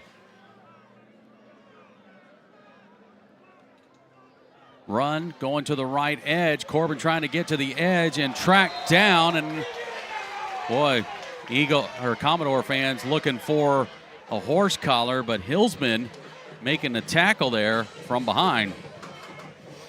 4th down, and again, that was you grab the shoulder pads and you can pull that. You just can't grab the shoulder pad but by the neck, in the back of the neck. So 4th down, they're going to go for it, I believe. Yeah, I think so. I mean, why not? Yeah. I mean, but a good play by Jamarian Hillsman. I mean, to track Monroe down like that and make the tackle. Good play. 4th down, 7. Corbin, stiff arms. Now he's looking to throw. It's a jump ball. nearly intercepted, and now there's a flag coming in late. Please, Wow, come are they on. going to call pass interference? They can't. That would be a ridiculous call because the ball was floating up there. Oh, defense. No. Oh, it's Vero. Yeah, against Vero Beach. Yeah, they're going to call it. Oh, boy, oh, boy, oh, boy. Oh, well, I'm not going to say it anymore. I'll let you say it. I would say that that was a questionable call. And as a Vero fan, I'm not sure that I agree. I thought that Haywood was in position. And then we also saw, I believe that was Hillsman that came over and had a chance to make an interception on it. You know, the challenge, I think, Gary, I don't want to we won't get in that discussion right now. Yeah. Let's not worry about it. First down and 10 after the penalty. Larisi back in the ball game. He's going to stretch it out to the right side, and the Indian defense was right there. Good job.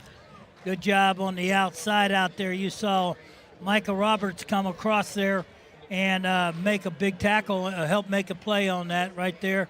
Then you see, like you said, Hillsman, the young Hillsman. Yeah, Jamarian Hillsman is playing a really solid defensive game here tonight. Jamarian is just a sophomore? Yes, that is correct.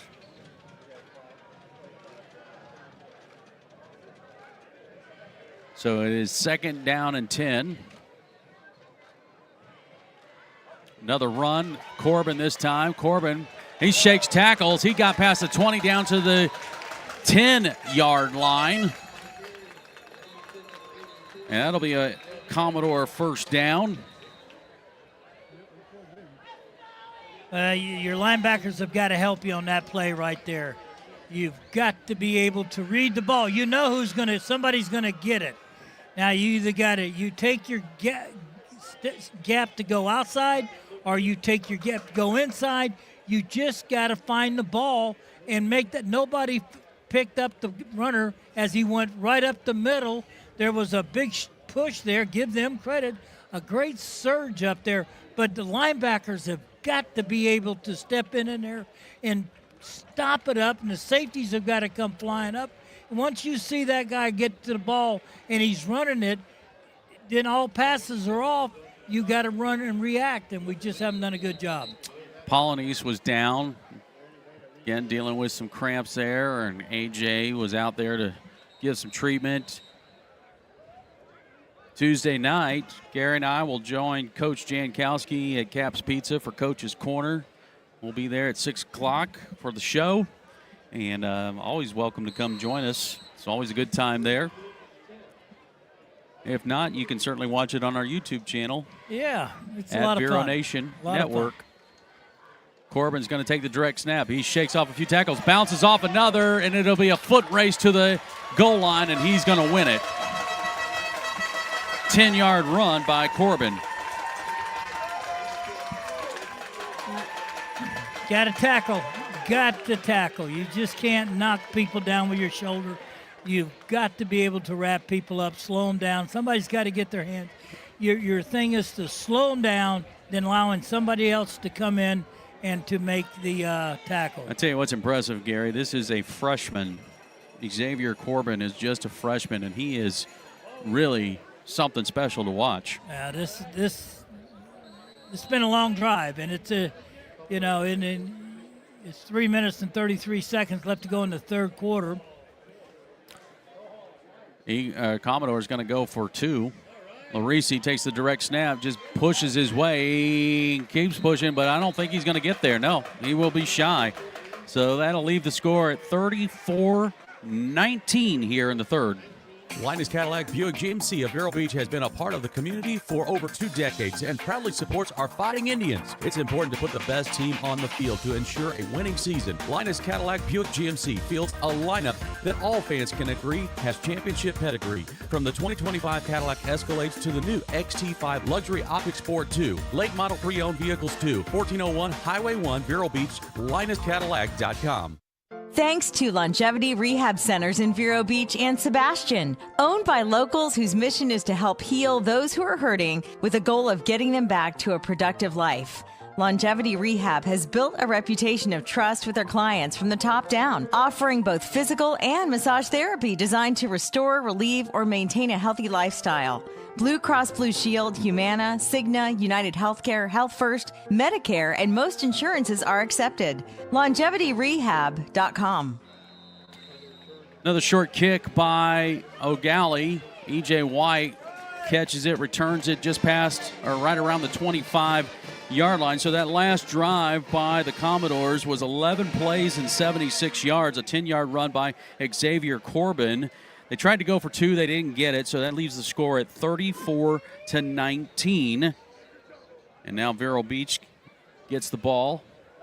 I tell you what, the play on that drive was a 4th down penalty that was called against Vero Beach for pass interference because True. of that they got excellent field position and they went in and they scored. All right. EJ still at quarterback for Vero Beach. Keeper, EJ, off the right side, gets to almost the 30-yard line. Hey, About a 4-yard gain. If you can do it, we can do it too, right? Yeah. It's been an interesting ball game to see both starting quarterbacks leave the ball game. Well, it's important here that we get a score because right now we're 2 scores ahead, and then we need to get to get this score here if we can.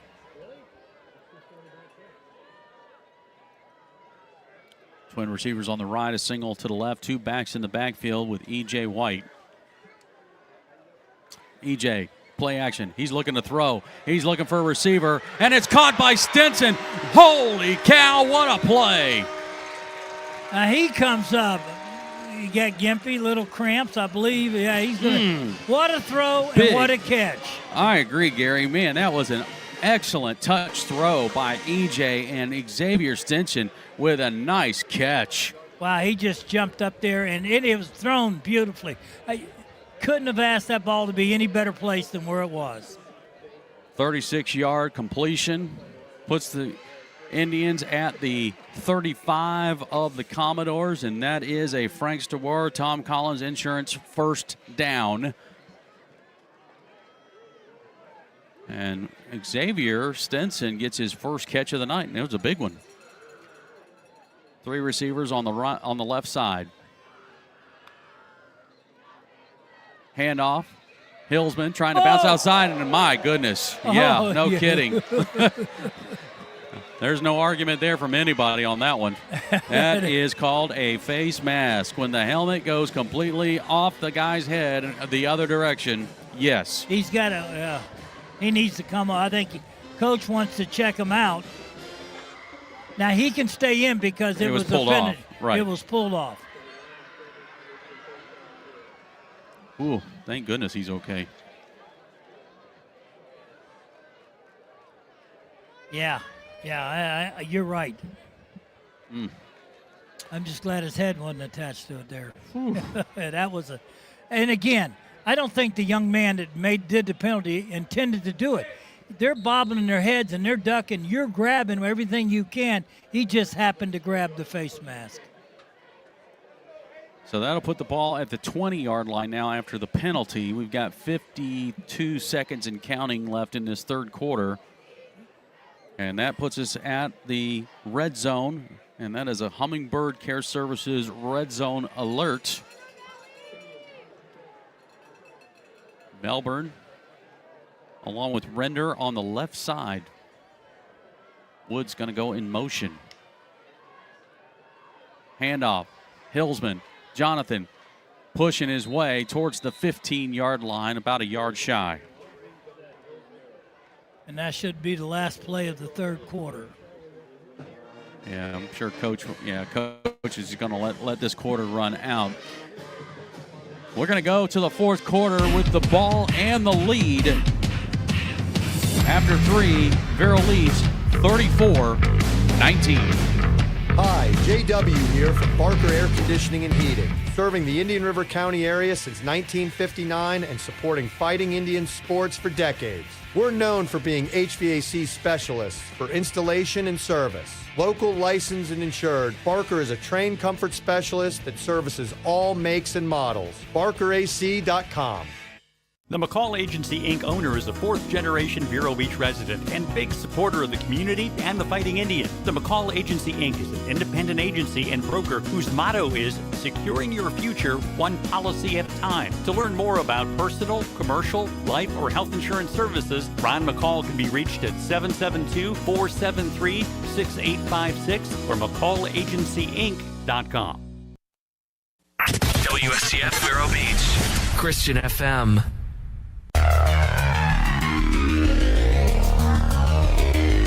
Welcome back to the Citrus Bowl, Billy Livings Field, as we start the fourth quarter season opening game. Gallie here at the Citrus Bowl to take on Vero Beach, and Vero Beach with a 34-19 lead as we start the fourth quarter. Paul Tipton, Gary Paris, Doug McKenzie, and Don Dexter here tonight. Welcome to the 2025 season, and Vero Beach has a 2nd down and 7 from the Commodores 17. Twin receivers on either side. Pass to Woods. He's got blockers. He's got a lane. He's at the 5, inside the 5 to the 4. Little shuffle pass there. Good job, good play, good, just a nice little flip, and it gets it extended and gets the first down. That is a Frank Stewara, Tom Collins Insurance first down. As we just get started in this fourth quarter, it'll be 1st and goal at the 5-yard line. If you missed it earlier in this ball game in the first half, Champ Mons on a run tweaked an ankle injury, and so he has been on the sidelines ever since. They've got him taped up. He can come in if they need him, but right now with a 34-19 lead and about to potentially score, I think he's going to be safe to stay on the sideline. E.J. White at quarterback from the gun. Looking to the right. He's got a block. Oh, just got tripped up. He's down around the 2. That's a good job. Now, they had a guy went low that time. One of their defensive linemen went low, was able to grab his ankle and kept him from going in. But that was a good play, though. I thought he had it, too.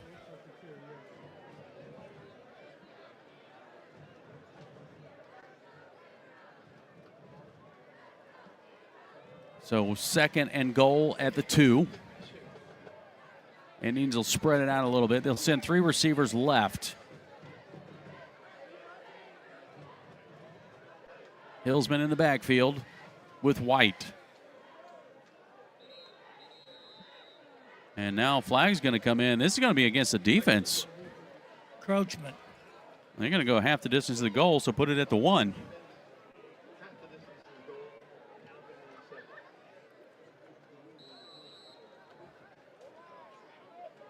Kind of surprised, Gary. We haven't seen, the infamous beef package in here. Yeah, the tush push.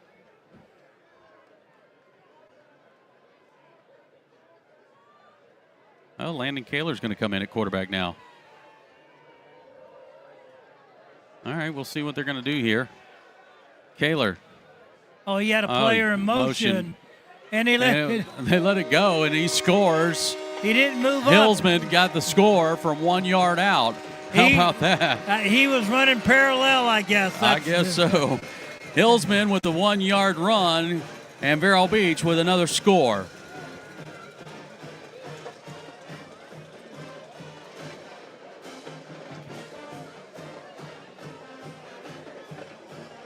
$9:39 to go on the fourth quarter.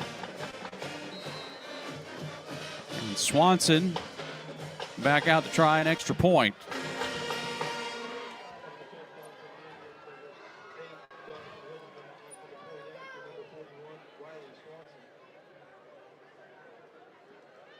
Holds down, the kick is up, and it is good. Make it 41-19 here in the fourth quarter. Vero on top. Cafe 66, located on US 1 just south of 8th Street. At Cafe 66, our breakfast menu is all about variety.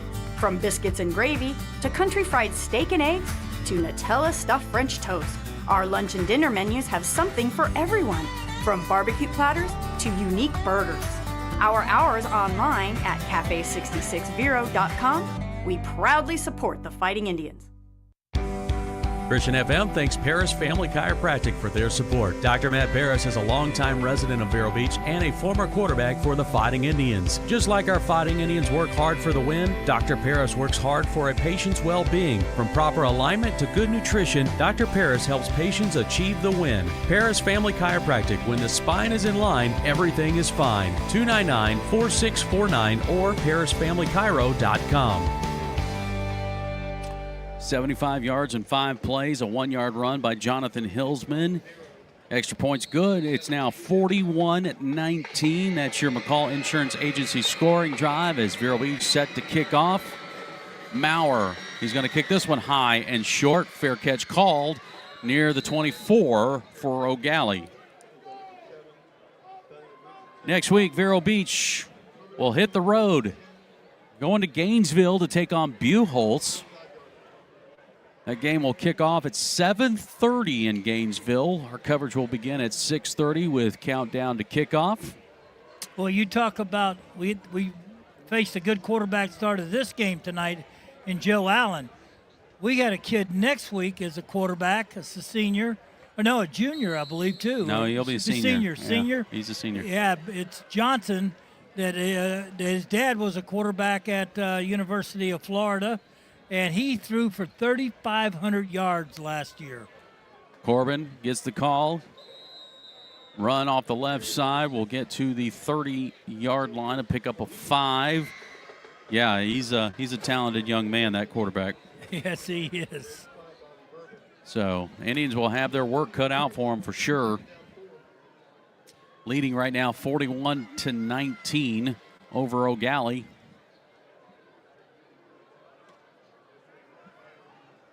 They'll give him 6 on that carry. 2nd and 4. It's another run off the left side. About a 1-yard gain maybe, and that's Monroe this time. 3rd and short coming up for the Commodores.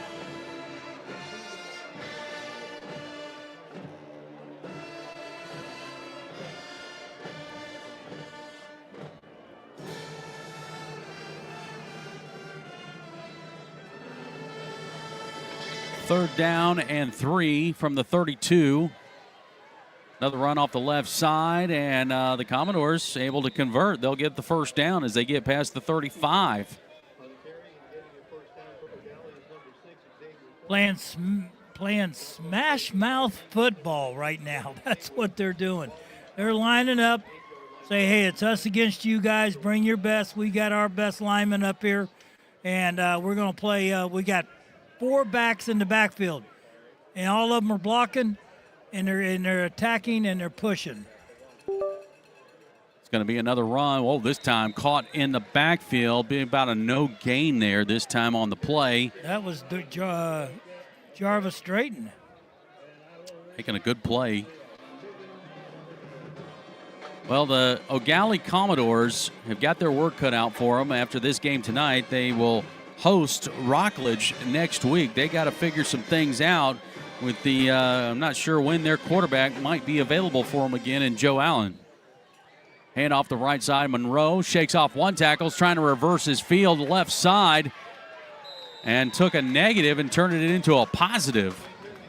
Tell you what, he almost pulled that off. That was a fantastic. And now Haywood, he's down on the ground. Yeah, Haywood is the one that came up with that hit.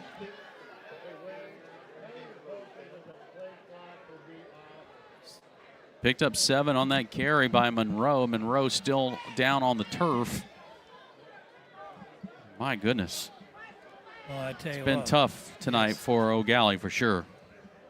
Vero's had its a couple of. Well, last week for sure. Yeah. It seemed like just about almost every other play we were seeing somebody go down, and so it's kind of what happens.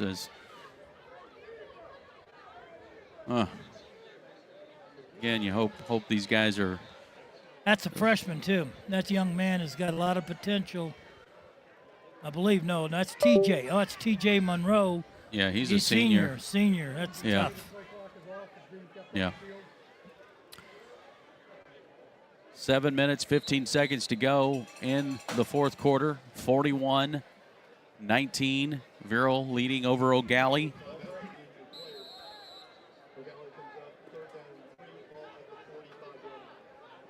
Vero's goal, obviously, right now is let's get this game over as fast as we can and definitely injury-free from here on. Pass down the field. Flags down. Well, that's what a nice catch. And that was by pass interference. Captain Roll. That was holding. We grabbed the jersey. Well, they'll decline this and take the yardage off the catch. Yeah. Yep, and that's what can happen here. You know, when you're not really expecting any pass plays, you're sucking up for the run, and then they just get you over the top. Absolutely. And that was Larisi there throwing the ball, by the way. He threw a heck of a pass, even with our guy holding him.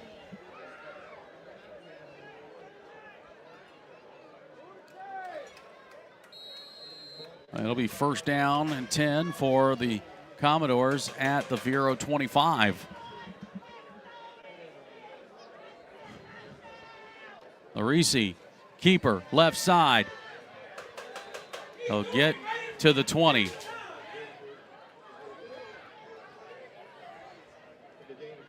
Snap, hands it and runs picks to up the 5. Yeah, picks up 5 yards, just runs to his left, our right, and just it's their athletes versus our athletes right now. And I'll tell you something. Larisi is probably the best athlete out here on the field, in my opinion. Yeah, I know. You know, Xavier Corbin might give him a run for his money, and he's just a freshman, but I agree with you, Gary. He might be the best athlete on the field right now. Larisi, oh, he was thinking pass again. A false start against the Commodores will negate that one. And guess what? Now Vero knows. Yeah. They're going after Jaden Haywood.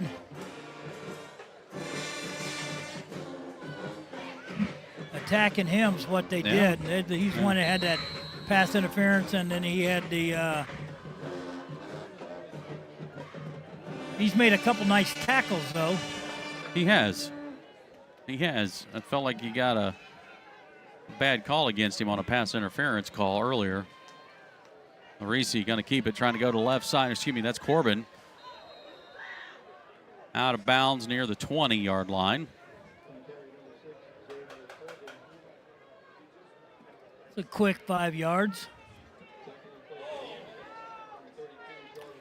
Yep. Now we got flags coming. There's a little extracurricular going on over there. Now the question is this going to be on one player, both players? He took 56, and I think Stone was our player involved in that. And theirs was Jaden Jordan, and a helmet came flying off. I don't know. Yeah, it was Stone's helmet that came off.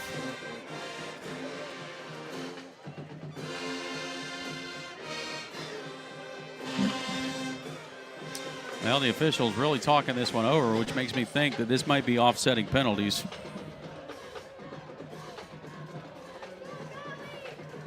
Well, you don't take a guy's helmet off his head. I agree, but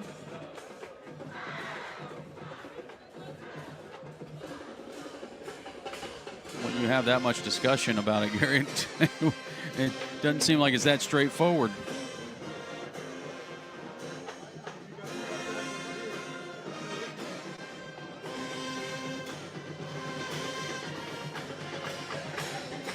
Well, I'd rather see him talk it over and resolve it one way. Well, we'll see what the official's going to signal here. Personal foul against Vero. And, yeah, it's just going to be offsetting penalties.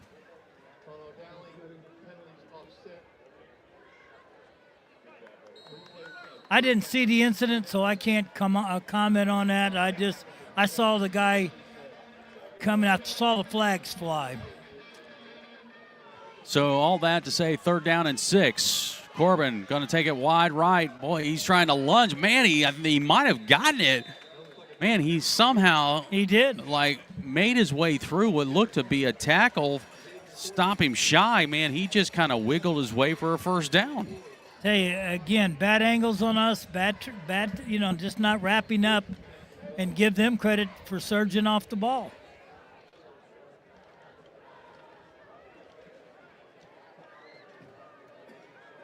First down at the 12. 1st down and 10. Keeper, left side, trying to get to the edges. Corbin, he shakes off a couple tackles, takes a shot around the 7-yard line. Yeah. It'll bring up 2nd down. A little over 5 minutes left to go in this game. Believe it or not, I think both coaches would like to see this one get over as soon as with no more injuries.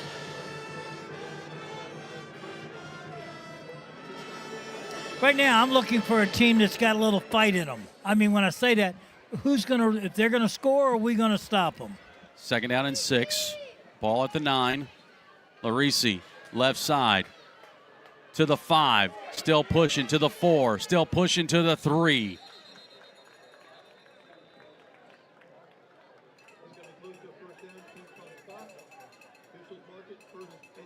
And they got enough for a 1st down. So it's 1st and goal at the 2. Or excuse me, the 3.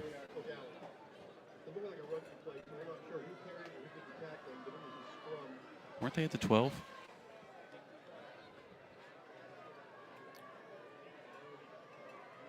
First and goal. Corbin trying to take off left side. Takes a shot. Keeps pushing his way. He's out of bounds shy of the goal line. You can't keep you got to wrap up. You got to tackle. Mm-hmm. And Bill Mata teaches that very well out there. But you try to take a guy and lean, and he leans into you, and you lean into him. If you don't knock him back, he's going to knock you, and he's going to go in. Yeah. So that's going to bring up 2nd and goal. Ball at the 1. Corbin takes the low snap, left side, and he's in. Commodores get another score here with 4:05 remaining in the 4th quarter. Makes it 41-25. Let's see, are they going to try to go for 2 here or kick it?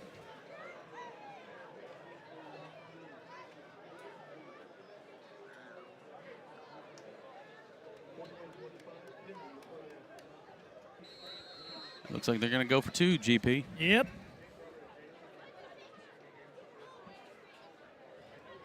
Well, that would make it what?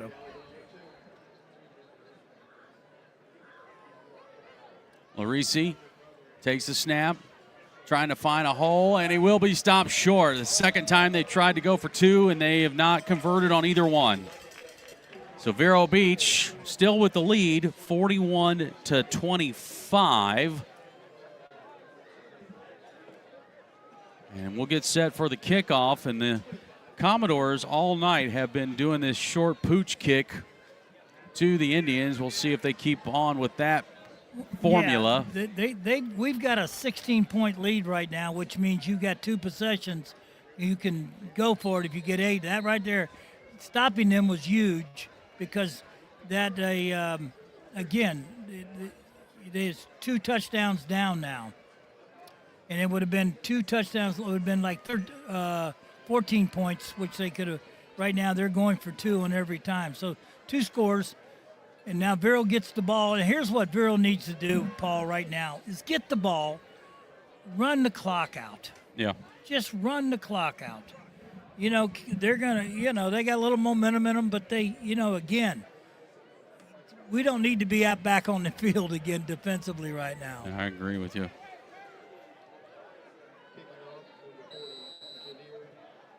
They're going to kick an onside kick. They sure are, aren't they? Yep. Takes a big hound. It's bouncing around. But Vero Beach gets the handle on it, thankfully. Whew. Wow. That was close. That was really close. All right. Offense back out on the field for Vero Beach. You got 4:03 on the clock. And you're going to start inside the 50 on your opponent's side of the field here, or the 50. And, Gary, I would say best thing we could do right now is, like, you know, put a 7-8 play drive together, get a few first downs. Actually, they're going to put it back on our side, on the 49. Where it was touched, I guess. But I don't know why, because he picked it up and he ran with it. Right, exactly. So I don't understand that. Yeah. Kaler at quarterback. He's going to send Woods in motion. He gets the shuffle pass. Trying to get around the edge, shakes off a tackle, and then he'll go out of bounds. There's going to be a hold. They're going to hold Stinson.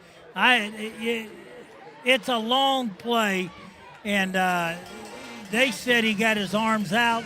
I don't know, but it's a long play. It took forever. Yeah, and the other thing, too, is Trey needs to stay in bounds. Yes, don't he go doesn't out of need bounds. to go out of right, bounds. Don't go out of bounds. I mean, that.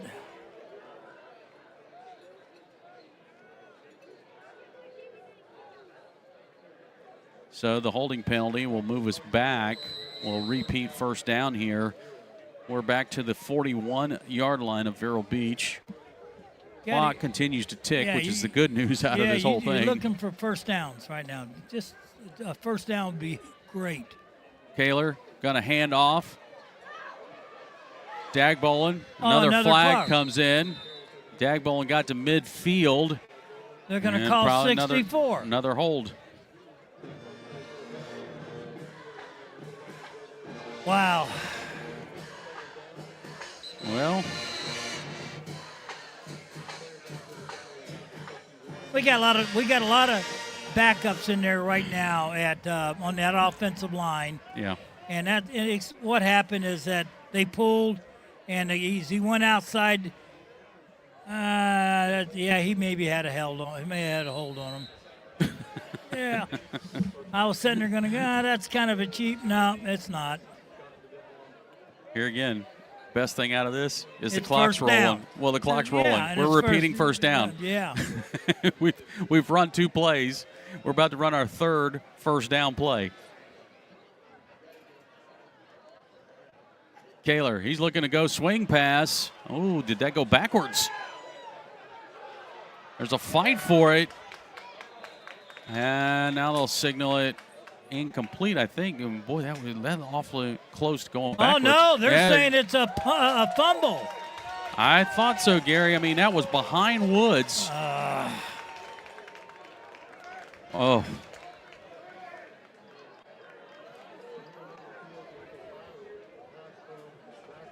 So now O'Galley's going to get the ball with really good field position here. 3:03 to go. That could be a good call. That could have been a really. I think it was a backwards pass. I do. In a way, I do too. Dadgummit. I don't think it was intentional to be a backwards pass, but it was. So now you got to look at it like this. Now you're 2 scores ahead, and you've got 3 minutes to go in this game. Low snap, but it's picked up by Larisi, and he'll. Man, he refuses to go down. Oh, guys, got to be real careful here. You do not want to get tossed from a game at all. But Larisi, man, he's a tough runner.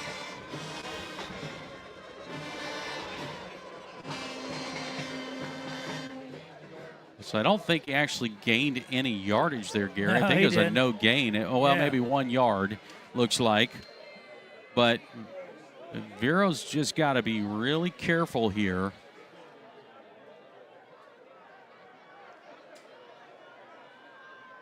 Larisi looking to throw. He's got a receiver. And it will fall incomplete. Good coverage. Good coverage there by Vero Beach. Yep. Now we got a player down. Is that Polonese? Oh, boy, I tell you what. If it's cramps. Yeah, it was Polonese there that made the play and then has stayed down on the turf. I don't know if that's cramps or not. Yeah, tough to say. Well, Yep, there it is. There it is. That's the cramp. There's that cramp. When he lifts your leg up, start stretching that thing. Well, with 2:12 to go, Paul, we're still in this ball. They're still in this ball game if you look at it like that. I'm telling you that 41 to 25. The first quarter and maybe this fourth quarter might go down as some of the longest quarters we've had ever. My goodness. Oh. So this Tuesday night, Gary and I will be at Cap's Pizza along with Coach Jankowski for Coach's Corner. I will be very interested to get his take on the overall perspective of this ball game. I think there's some good things, and I think there's a lot of bad things. And again, maybe it's that next game we have to make that big improvement. I think we made some pretty good improvements for this game. I really do. Low snap, but picked up by Corbin. Corbin off the left side. Man, he just about took it. And now he's slow to get up as he got to the 20-yard line.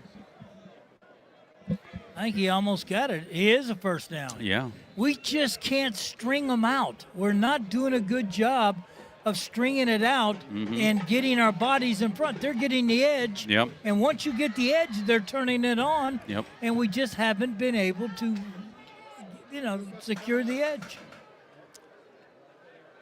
So the next 3 weeks for Vero Beach look like this. Next week on the road to Gainesville to take on Buchholz. Come home for Cocoa. And at home for our first district matchup of the season against Centennial. And then we have a bye week. So it's going to be a tough stretch here for Vero Beach out of the gate for the first 4 ball games.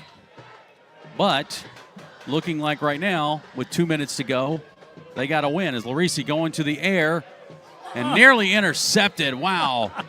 That would have been quite a catch. I believe that's Micah Roberts back there. You got to catch that. You got to catch that. That was thrown right to you. Excuse me, that's Haywood. Yeah, you got to make that catch. It was perfect right in your hands.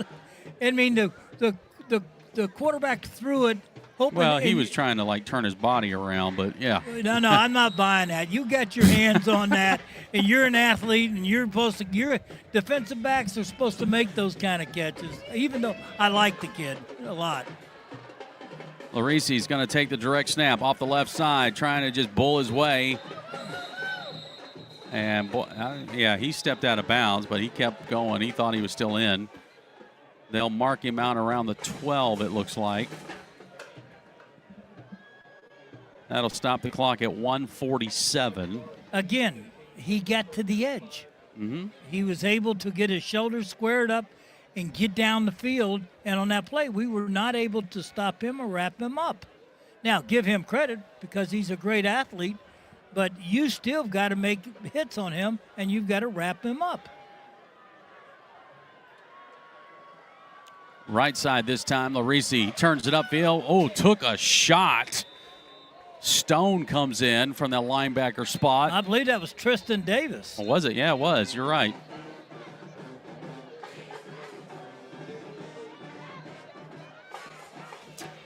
Clock is at 1:40.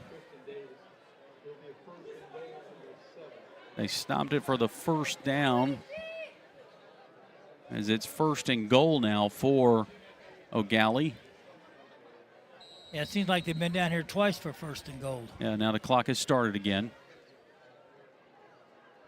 Direct snap again, left side, turns it upfield, inside the 5, to the 3, to the 2, and he's shy. Timeout's going to be taken by Gallie to stop it at 1:27. A missed tackle there. Did you see that coming flying across there? You got to make those tackles on a situation like that. The big players got to make those big plays, and it's a good learning lesson. It's a good curve. Some things you got to figure out. What you need to do better. After this ball game, we will have our Roy Bell Grading Services post-game show. kind of wrap up tonight's action and give a preview for next week when Vero Beach hits the road to take on Buchholz. Currently 1:27 remaining in this fourth quarter. It's a 41-25 lead for Vero Beach. The Indians have not trailed in this ballgame.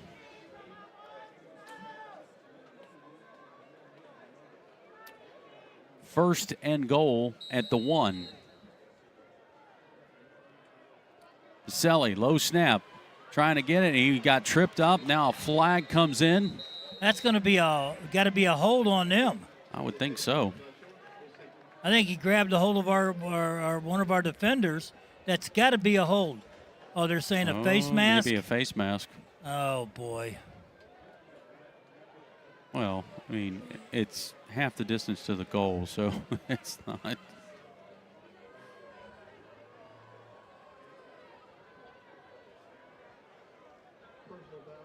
My goodness.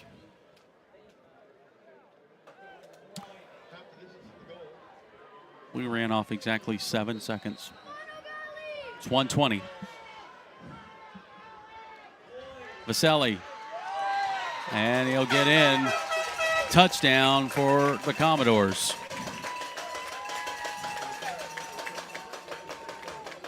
Certainly gave him enough chances. Makes it 41-31. And they'll go for two. They'll go for two, of course. They have to.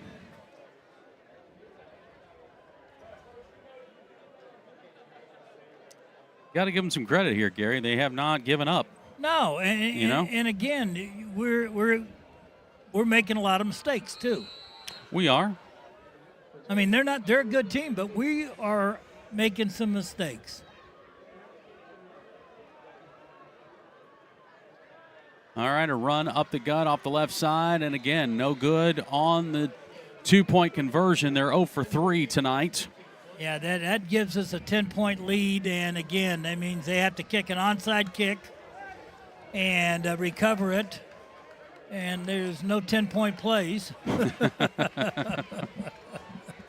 Just hope they don't score fast if they get it, recover it. So Don, what did we have on that drive? It's 6 plays and 30 yards. It felt like about 12 plays. 1:14.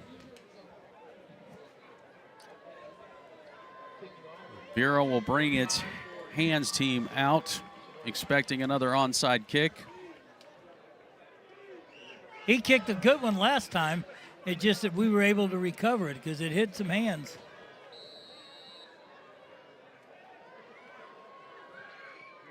Another one takes a big hop, bouncing around. It's on the turf. I think we got it. Yeah, I think we got it. How, my goodness. That'll drive me. I'm about to go crazy over here.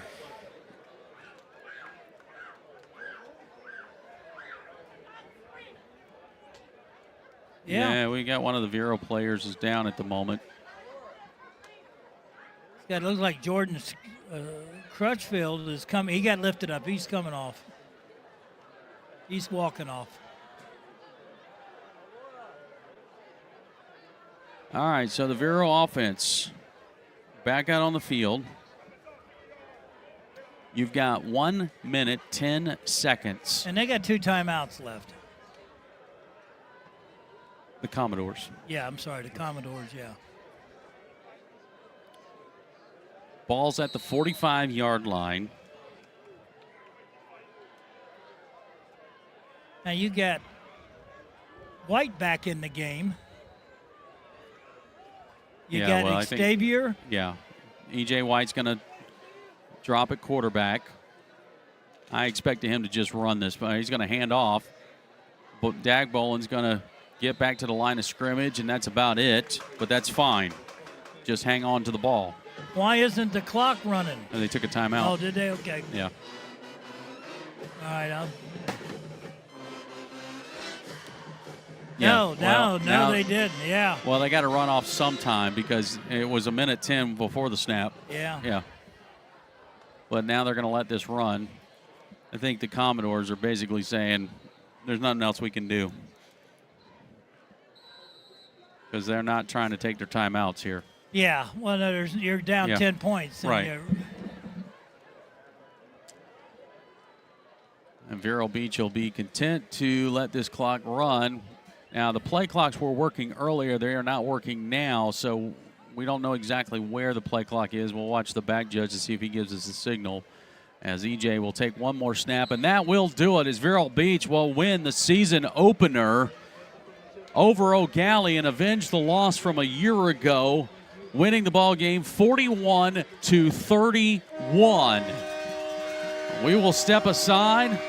We'll have the Roy Bell Grading Services post-game show. This is Fighting Indians football.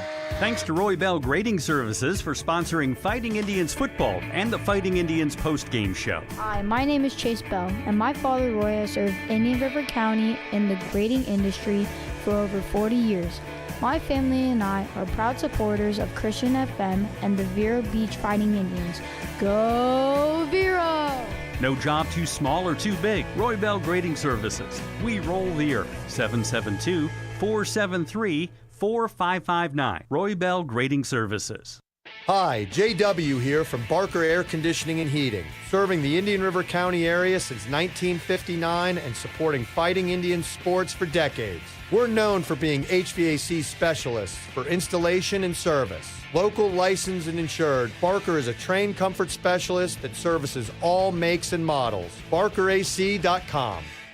Cap's Pizza and Pub, a proud sponsor of the Fighting Indians and Christian FM, serving Vero for over 35 years. Cap's offers Italian cuisine, including pizza, strombolis, calzones, hot and cold subs, plus wings. A family-owned and operated business, John and his staff are happy to serve. Cap's Pizza and Pub, 725 27th Avenue Southwest, Vero Beach, 772-770-2277 or capspizzamenu.com.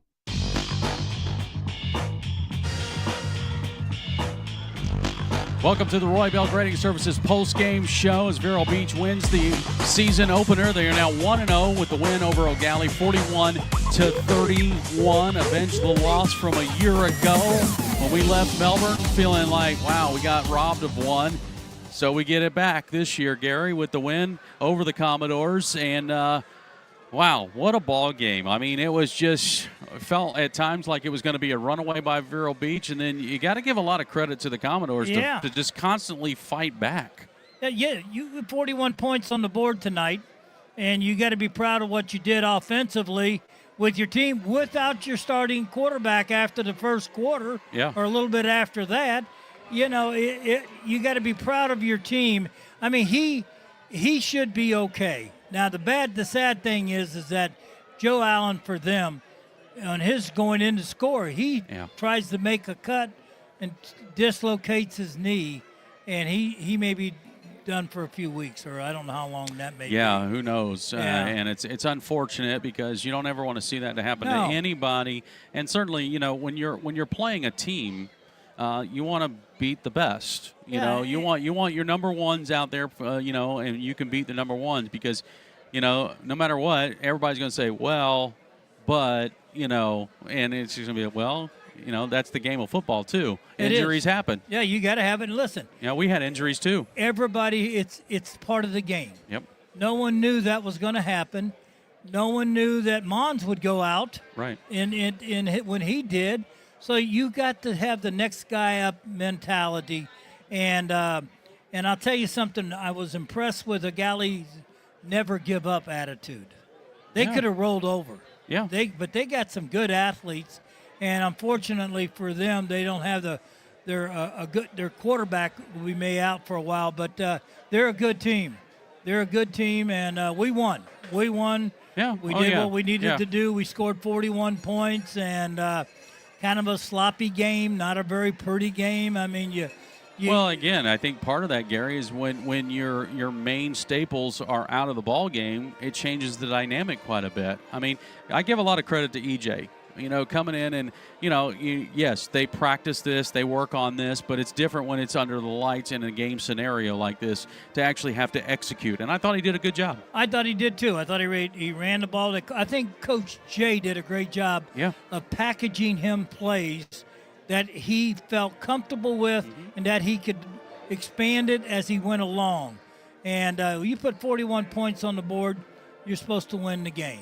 That's what Vero did. The biggest concern I have is defense right now is tackling, is out of positions again. I don't know. I mean, listen, Bill Mata is a very good coach. We got some good athletes. It's just getting it coming together, putting it together, kind of meshed together, and that's what I hope will happen because we still got to play Buchholz next week, and then we've got Cocoa coming in the week after that. We sure do. So it's not easy. It's you would like to have everybody healthy for those games, and you really want your team to be, meshing. I mean, right now we're just not playing as defensively as a solid unit right now. All right. Well, we're going to go back down to the field now, check in with Doug McKenzie, who's got a couple of our coaches that we're going to talk to. So take it away, Doug. All right. I got both the offensive line coach and a defensive line coach for you. So we're going to start over here first. Coach, what did you think about the offensive line tonight? Man, they came out, man. They played a high tempo and dominated in the trenches, man. We work hard every day, just trying to get prepared for the game. Had a couple guys that were a little banged up early in the week. They came back, and they were able to come out tonight and be successful in the trenches. Now, a couple guys looked like they had started to get a little cramps there at the end. How are they right now? Right now, we're pretty good up front, just trying to get back to it on Monday. Okay, well, Coach Bethel's trying to walk off, so I'm not letting him go off. Coach, what did you think about the defensive line tonight? We played well in spurts, but we were not as physical as we need to be throughout the game. Definitely not to our liking. So we got to get back to work and just get off the ball better, using our hands. We gave up yards in order to try and get away from blocks, and we just can't play like that. Yeah, but they played pretty good tonight up there. They were tough tonight. But yeah, they played hard, but we just were not on top of our fundamentals the way we need to be. I got you. All right, Coach. Well, I appreciate both of y'all coming out here and talking. I'm going to send it right back up to y'all. All right, thanks a lot. Well, we had Coach Willis and we had Coach Bethel. A rare sighting, of Bethel. Bethel's one of those guys that only Doug McKenzie could get him to come out there and say, because he doesn't like to get before the media. Doug has just thrown it down. So, Derek and Matt, when you guys are rewatching this later, you know what? Hey, challenge is on, buddies. Yeah, now we got to give Matt's on education courses right now. I'm just saying when they come back. I mean, he's able to get Bethel. Yeah, okay, I don't know if they're scared. I don't know if they're scared or what. Poor Derek's down in Brazil on a missionary trip, so we wish him the best. Is that what he told you? Well, that's exactly. Yeah. I know. Okay. Yeah. All right. I thought he was going to like a Clemson party or something, but Only when they play Miami. Oh, okay. Well, the record speaks for itself. I can't lie on that one. So, Vero Beach gets its first win of the season, 41-31 over Gallie. We're going to step aside when we come back. We'll kind of set the stage for our next opponent in Gainesville. The Roy Bell Grading Services postgame show. We'll be right back. Thanks to Roy Bell Grading Services for sponsoring Fighting Indians football and the Fighting Indians postgame show. Hi, my name is Chase Bell, and my father Roy has served Indian River County in the grading industry for over 40 years. My family and I are proud supporters of Christian FM and the Vero Beach Fighting Indians. Go Vero! No job too small or too big. Roy Bell Grading Services. We roll the earth. 772-473-4559. Roy Bell Grading Services. Cafe 66, located on US 1 just south of 8th Street. At Cafe 66, our breakfast menu is all about variety. From biscuits and gravy to country fried steak and eggs to Nutella stuffed French toast. Our lunch and dinner menus have something for everyone, from barbecue platters to unique burgers. Our hours online at cafe66vero.com. We proudly support the Fighting Indians.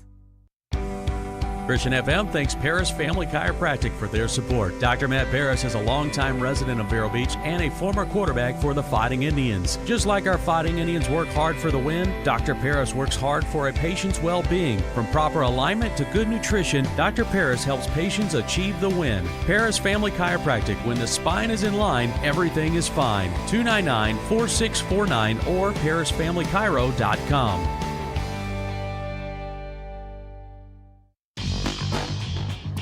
Back here at the Roy Bell Grading Services postgame show, Vero gets the win tonight over Gallie, 41-31.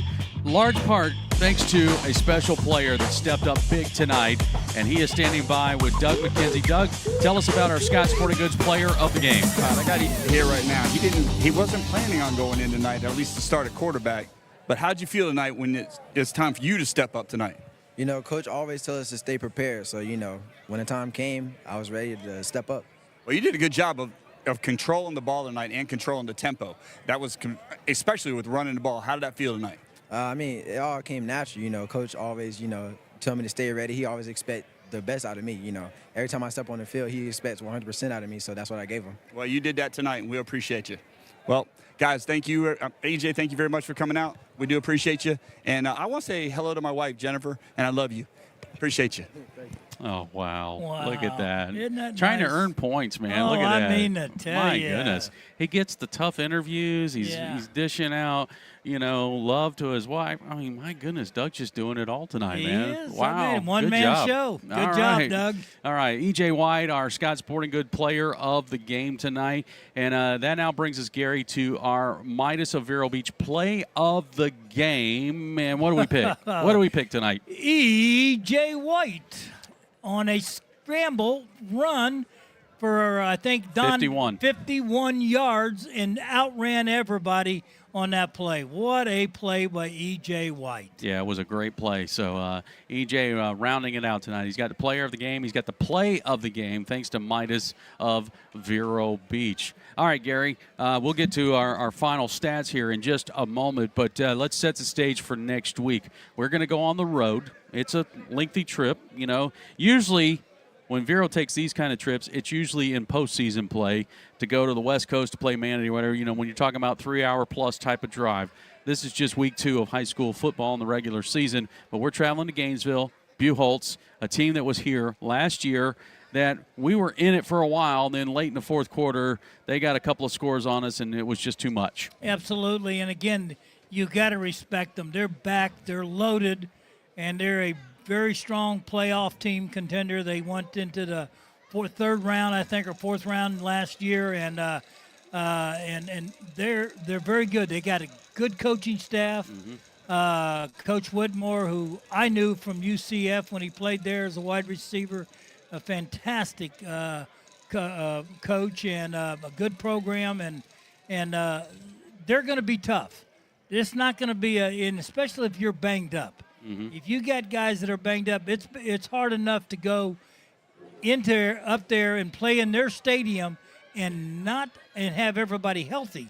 But now you go up there with a few banged up guys, it puts you a little bit behind. But we'll find a way. And Coach Jay, he loves competition. So does Coach Bethel. Yep. Coach Bethel didn't sound too happy.